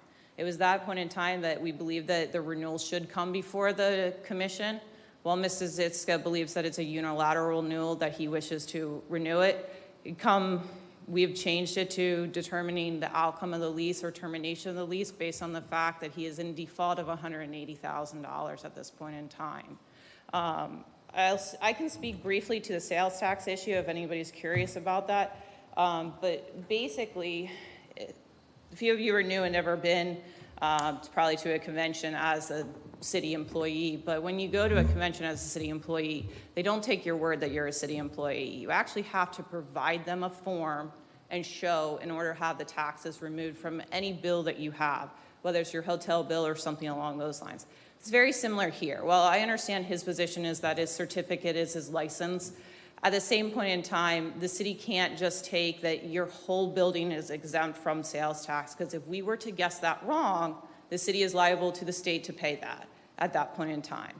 So what was asked of Mr. Zitska was to evaluate his work, to evaluate his organization, and to give us a reasonable understanding of what is used exclusively for taxiing runway, passengers, baggage claim, fueling, and what is used as your office. Unfortunately, we've been given the response of 100%. Based on the reading of the administrative codes, the word exclusively is used throughout that. So it needs to be exclusively used. And they've given examples of areas in which a place is 3,000 square feet and 1,000 square feet is used for passengers, and 1,000 feet is used for taxiways, and 1,000 feet is used for the office space. That office space is not tax exempt. And so we have tried to impress upon Airgate that we need a true analysis of his business organization, and we need the state to tell us what is actually tax exempt, because the whole business is not tax exempt. So that's where the disconnect has been at this point in time, and there are TAAs on similar issues regarding this, in which the leasee has taken the position that yes, we are a tax exempt organization, but we're not 100% tax exempt. Here's our diagram, this is what we think we are, and then they respond back, yes, that looks appropriate, that's the correct way forward. If the city were to get information like that, we could then process that tax information. But at this point in time, we haven't received anything, and for at least 3 years, we've been talking to him regarding the tax issue. We provided him documentation twice regarding the tax issue. Mr. McKinney, on the first bluff of this coming up, provided him a website. We've assigned the right over to him for that. And the statute requires, one, there's an affirmative defense for the city that we don't owe him the tax. It would be the state that owes him the tax. And 2, it's only for the last 3 years. So we're capped at a 3-year at that point in time, and it's really coming from the state. Thank you to the Assistant City Attorney. Are there any questions or points of clarity that anyone on the commission would like? Vice Mayor Hartman. I think she's made it perfectly clear. Commissioner McGurk, Commissioner Martin, any questions? I'm fine, thank you, Shay. No questions. Thank you, Shay. Thank you very much. City Manager, would you tell us what the options are that you have prepared so that we can contemplate what it is? Absolutely. that what are happened. available to do here. Yes, Mayor. And as I understand it, we have a lease expiring in December 22? In December 31st of 2022. December 21st of 2022. So that's the issue, whether Yes. continue or not. I got it. So the three options that it's for the commission to consider at this point is enter to the addendum to lease agreement and give Airgate until March 31st of 2023 to make the city hall and pay everything. The second option is treat the lease as if the first option to renew had been exercised, and let the lease naturally terminate as of December 31st of 2022. The third option is authorize the city attorney to begin conviction proceedings to evict Airgate Aviation LLC for non-payment of rent. And I will tell you my recommendations, if I may. My recommendation would be the first option, and that is to enter into the addendum to lease agreement and give Airgate until March 31st, 2023 to make the city hall. Obviously, he's applying for the SBA.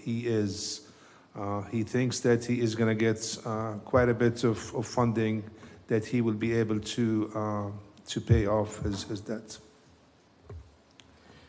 Thank you. Just for clarity, and I'll have the commission ask more questions. So the one option was terminate now, Yeah. vacate now. Yeah. The option two, or option B, whatever you want to call it, was on the December 31st, which is the end of the lease. And the one that you favor, seems to be to give benefit of the doubt, give Mr. Zitka time to process his loan yet, and then hold it off till March 31st, at which point, if we're not made whole, that would be it. He would be required to exit immediately. According to what I heard from and I understood from Mr. Zitka, that he submitted the application, and I think today he submitted an additional information, and I think I heard him that it 21 days, if I'm not mistaken. So if we say 21 days, let's make it a month or a month and a half. So by mid-January, I think he should be able to pay the debts complete, $180,000. Am I? Thank you. Are there questions from any of the commissioners? I'll start with the vice mayor.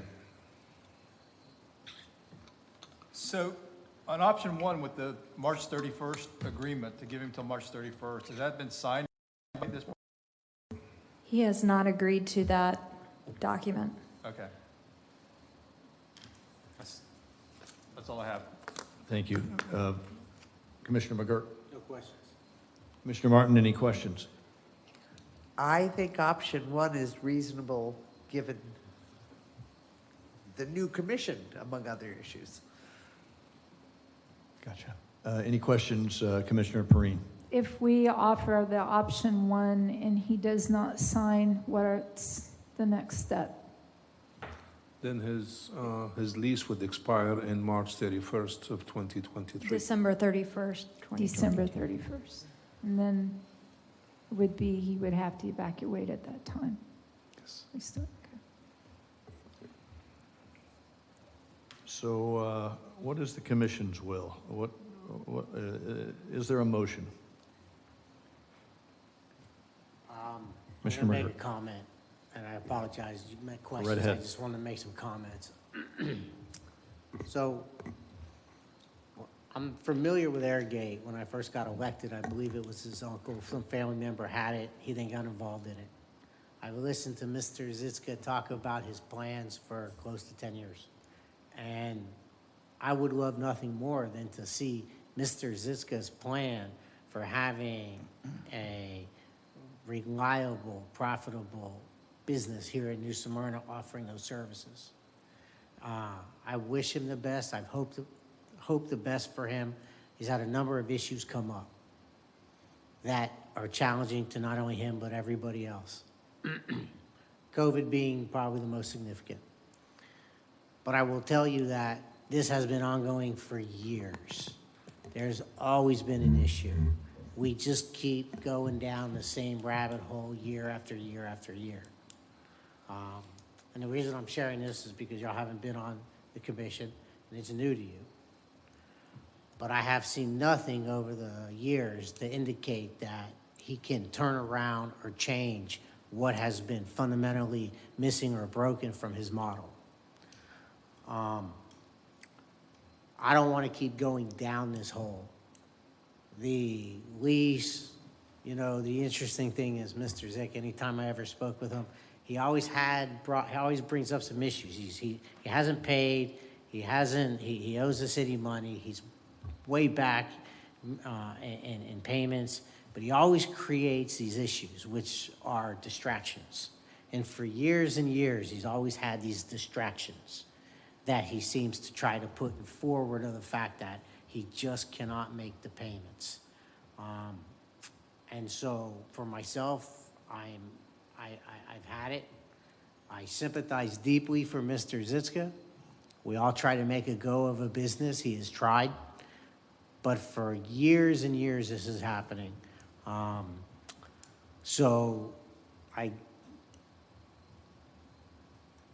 My concern, well,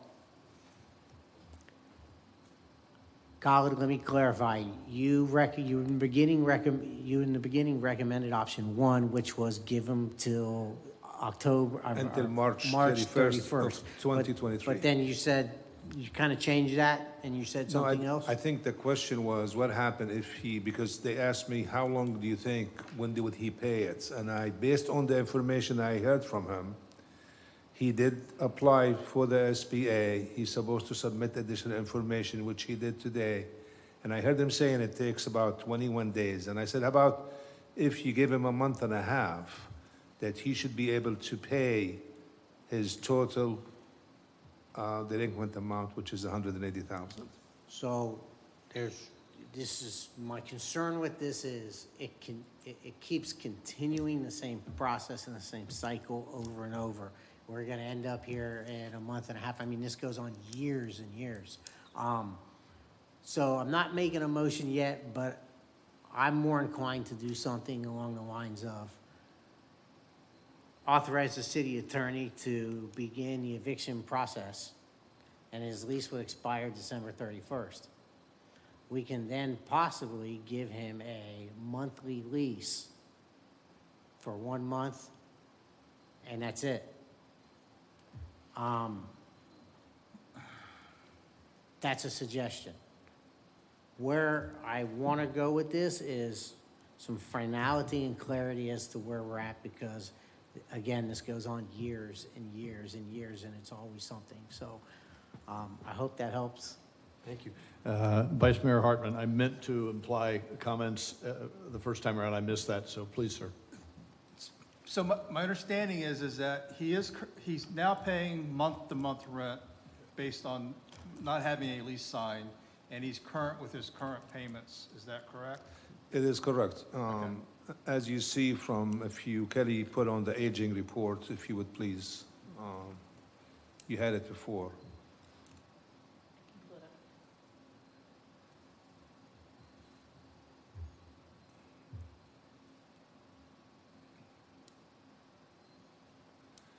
So you could see from this spreadsheet where in August 1st of 2019, that's when the first payment, and that one in particular, he paid out of the rent, which was $13,874, he paid $6,606. But you could look at the rest of them. And I mentioned, I think it was 13. Joe mentioned that it was 10, but based on this aging report, it's 13 months, except that 1 month where he actually paid almost about half of that. So right now, up to what to the best of my knowledge, he's current on his rent and in his fuel. Okay. And just to follow up on Commissioner Hartman, when did rent resume coming in? What month was that? It started. He started paying in November of 2021. Okay. Commissioner Martin, any question, any comments or questions? Well, just a thought, and I don't know this, I'm asking. If we go to start the eviction processes, would that not make it impossible for Airgate to get any loans or any SBA or anything? How do you get assistance for is that a reasonable question? I'm assuming that if he doesn't have a business, I don't know if he's going to get an SBA loan. Yeah, so it's sort of like if we start that eviction process, I believe that puts him out of business functionally. End of story, right? I would assume so. Thank you. Thank you. Commissioner Perrine, any comments or questions? I do. So if he, For city staff. if he does not receive notice from the sales tax department for 21 days in a written response, that puts this around the 26th of November, or give or take a few days. There's a possibility, if he's depending on that response to help him, that he may not even get that money back for a long time. I've been through a lot of sales tax audits. They don't give you that money back immediately, and I would hope that he's not relying on that to catch up these back payments, because it's more than that. I think he's relying on more on the SBA loan than the tax thing. Because the tax, as I mentioned, and then I think there's still some disagreement on the tax, but based on the information I received from the finance department and the information that I provided to Mr. Zydka in order for him to submit to the IRS, I think it was for 3 years about $40,000, but out of that, he only paid $28,000, and we paid $12,000 because we were paying the sales tax, even though he wasn't paying the rent on that. Now, you know, his argument is, well, it started in 2012, but what I'm getting from the legal staff that he only could go back 3 years. So that's what we based information on, and I provided the actual application and the documents to go with it to Mr. Zydka so he could submit it to the IRS. Mm-hmm.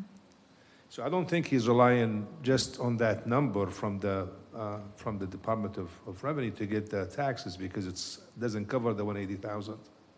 So I'm assuming he's relying on the SBA loan. And the SBA loan, do we have the documentation that that is going to be approved?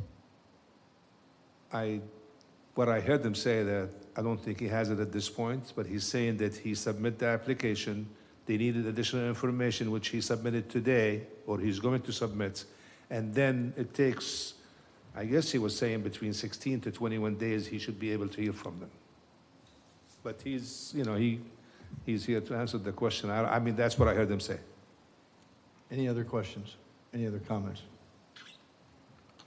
Okay, so we've heard about the three options. We've heard Commissioner McGurk's vivid history of this. What's the will of the commission? So I'll make a motion that we approve the amendment to the lease agreement giving Airgate until March 31st, 2023 to make the city whole, provided that that document is signed by the close of business day on Friday. If not, we move on to assume that the lease is expiring in December 31st of 2022. Hear that motion? Do I have a second? I would second. Oh, go ahead. All right, let's restate the motion then for clarity, please. That we enter into present the amended lease agreement to Airgate until March 31st, 2023 to make the city whole, provided that it's signed by the close of business day on Friday, and that if it's not signed and the lease's amendment is in effect, then we take the action that this lease will expire December 31st of 2022. We have a motion and a second. Is there any more discussion? City Clerk will call the roll. Commissioner Martin? Yes. Commissioner Perrine? Yes. Commissioner McGurk?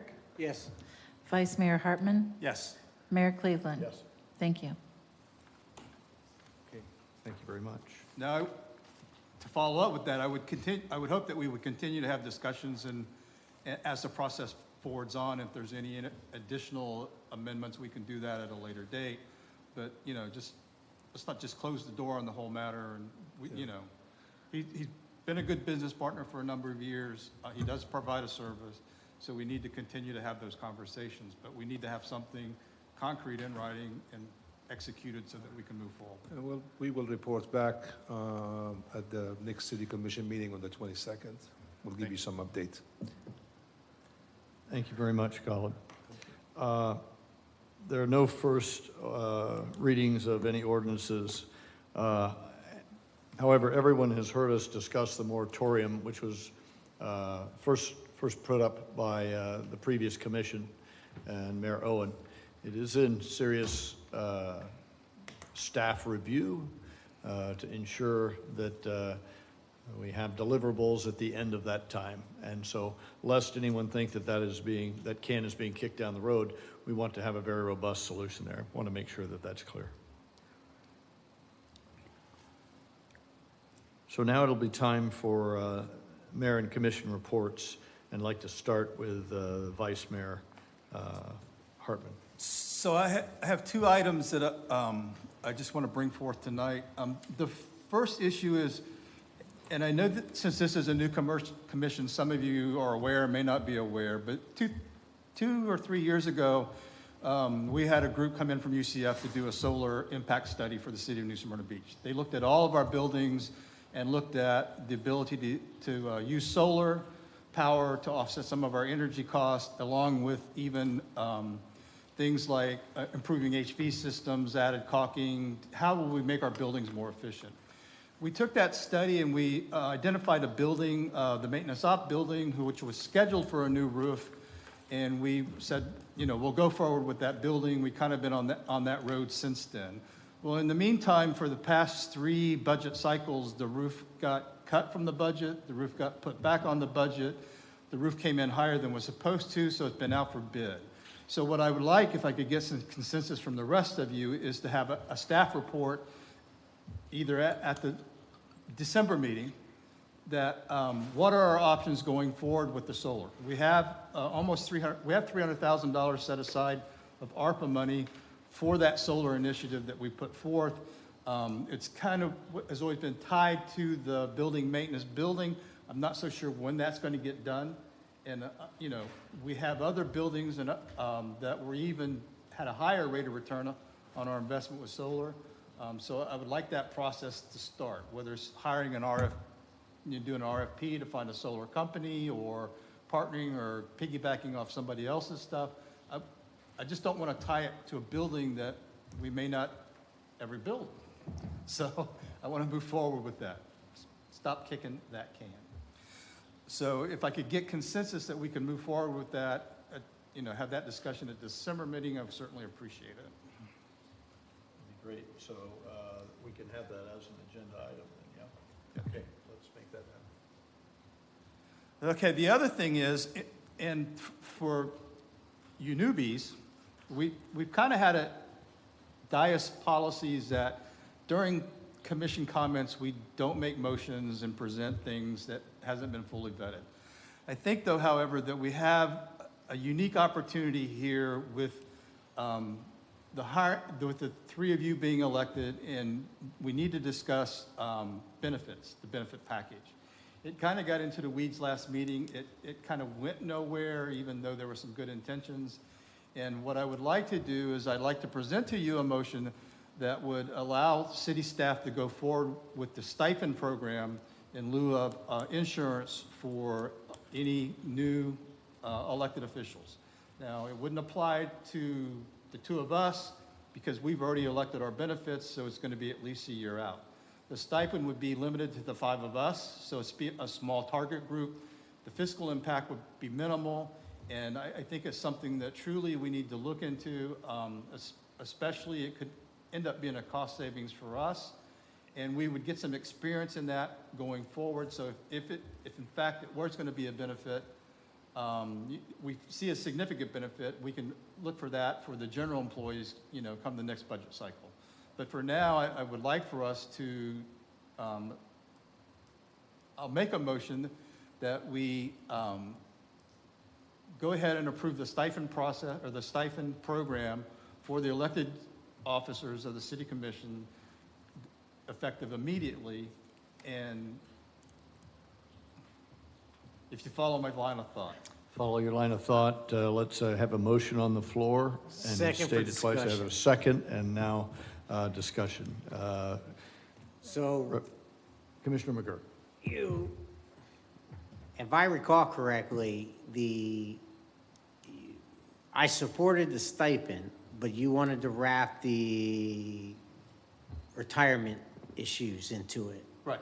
And that's not in your motion. You're just saying to accept the stipend. Right. For the commission as a kind of a test case. Right. Okay. Personally, I can support that. I'm comfortable with it. The benefits, I wanted more information at that time on how that would work. And, but since that's not on the table or in the motion, I can support that. The issue is that the 3 newly elected individuals will have to do something within the next 7 to 10 days for benefits. And if we put it off until we have that further discussion, it may negatively impact us fiscally, where we could see this as a benefit, so. Commissioner Martin, any questions? I'm uncomfortable with working on that program without, there can be long-term ramifications, and I am not familiar with the entire proposal. I haven't seen it laid out. And so for something that could have trickle-down ramifications, I'm uncomfortable going forward tonight. Thank you. Commissioner Perrine? I will support the stipend. Great. Any other comments? For clarity, please restate the motion. Commissioner Hartman moved to accept the stipend program for the benefits. Is that correct? Very good. Is that it exactly, Randy? Thank you. City Clerk will call a roll, please. Yeah, it's under the same terms that Heather had lined up previously, where it's the lowest plan, right? Yes. Yeah. Call roll. Okay. Commissioner Perrine? Yes. Commissioner McGurk? Yes. Vice Mayor Hartman? Yes. Commissioner Martin? No. Mayor Cleveland? Yes. All right, thank you. Are there other comments or reports from either Commissioner McGurk or Vice Mayor Hartman? I'm done. Okay, good enough. Okay. Yes, sir. So, all yours. Welcome. I'm excited about this, and I look forward to working together. I do want to make a comment on that vote we took. I get exactly what you're saying, 100%, but what this is going to do when you meet with city staff about your benefits, it's simply going to give you an option. But I understand 100% why you said what you said and why you voted no. I would have likely done the same thing. So, but I'm comfortable with voting yes on it because it's just going to give you an option you didn't have before.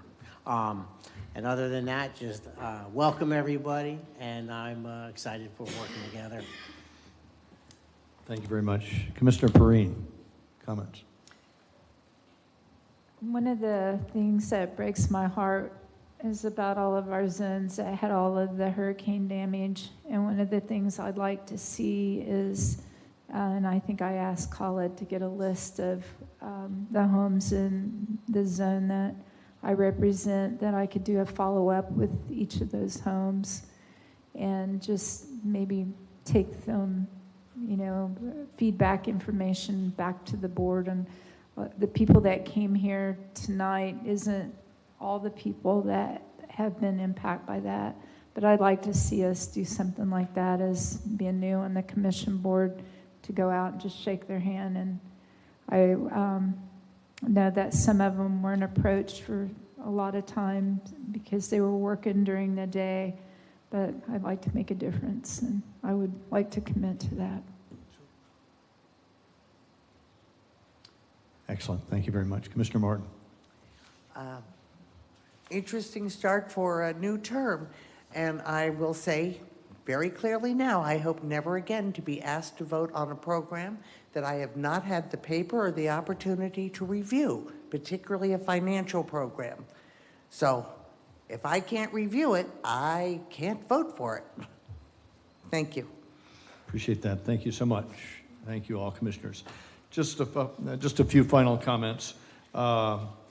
This citizenry is experiencing storm fatigue. 2 storms in 30 days is a devastating effect on anyone. You heard the city manager talk about firsthand knowledge of the heartbreak, the trauma to our people. They want to get their lives back, and we should be working at breakneck speed to make that happen. So I encourage Khalid, you and your excellent team, to continue in that vein in every department. Hats off to the New Smyrna Beach utilities for leading the county in no power outage during the second storm and the recovery from the first storm. Very, very well done, and we have quite a partner in them. The beach erosion and the devastation on the beach for the condominiums, the 15 residents, homes and structures on the beach. We will not be able to get there on our own. The governor has been here. I talked to Senator Wright today. I've talked to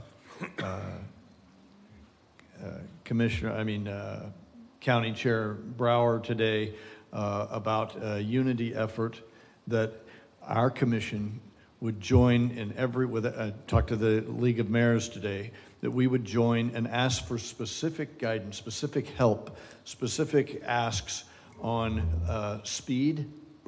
Department of the DEP is saying 8 months, which is horrendous. We will be, we just can't go that way. And so this commission will have to play a role in speeding that along. And so we will speak with unity to the county.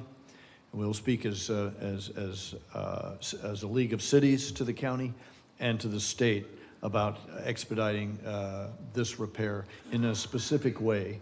And we'll get good coaching. I know between Commissioner McGurk and Commissioner Hartman, we will get great coaching on how to get there and how to speak clearly and with clarity about what it is we want and how we get there. So, Khalid, when you and the other city managers get together, you will have the nuts and bolts of how to put that together, and I know that's underway, so I appreciate that. The last is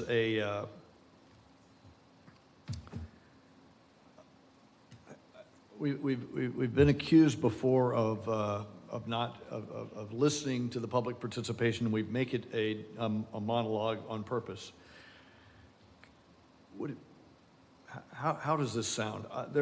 I've written down 8 points of things that people came up, and I don't know what the technique has been in the past, but I feel like if at the next meeting, the city manager would review any actions that took place or things that are in works to remedy some of the issues.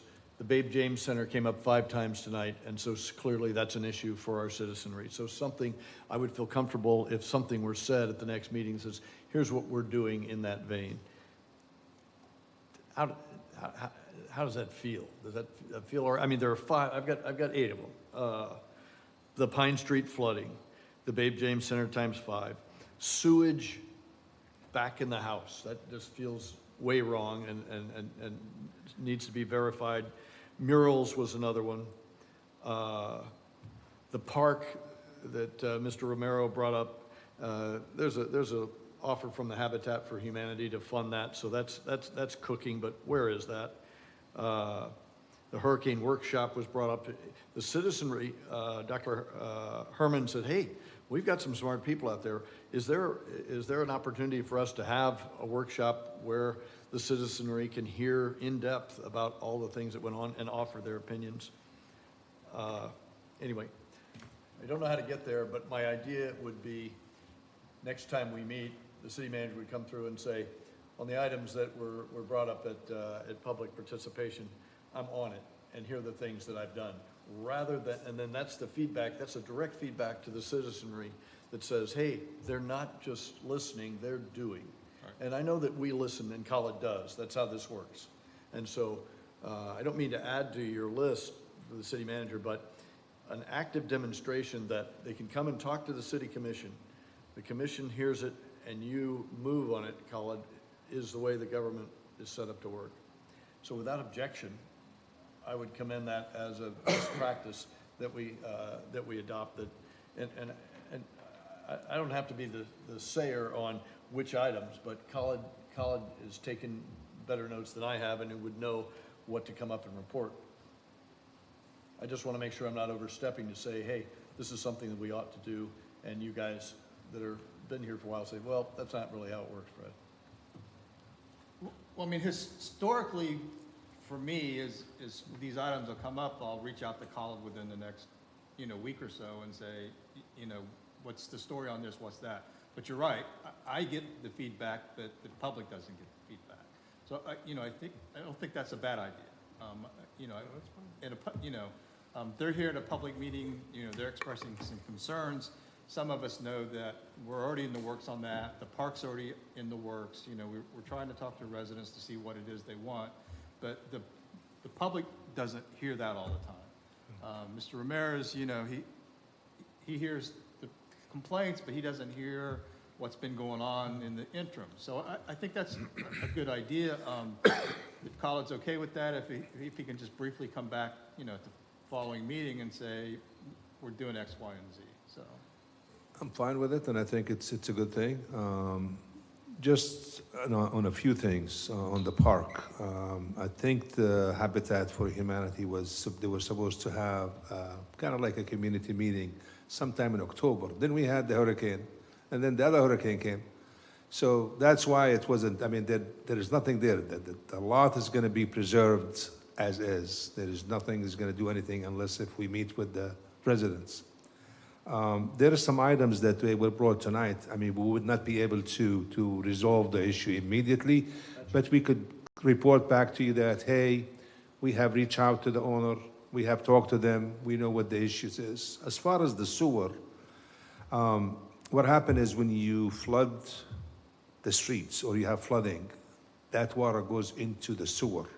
So somehow what happened is it's probably backing up out of their cleanouts.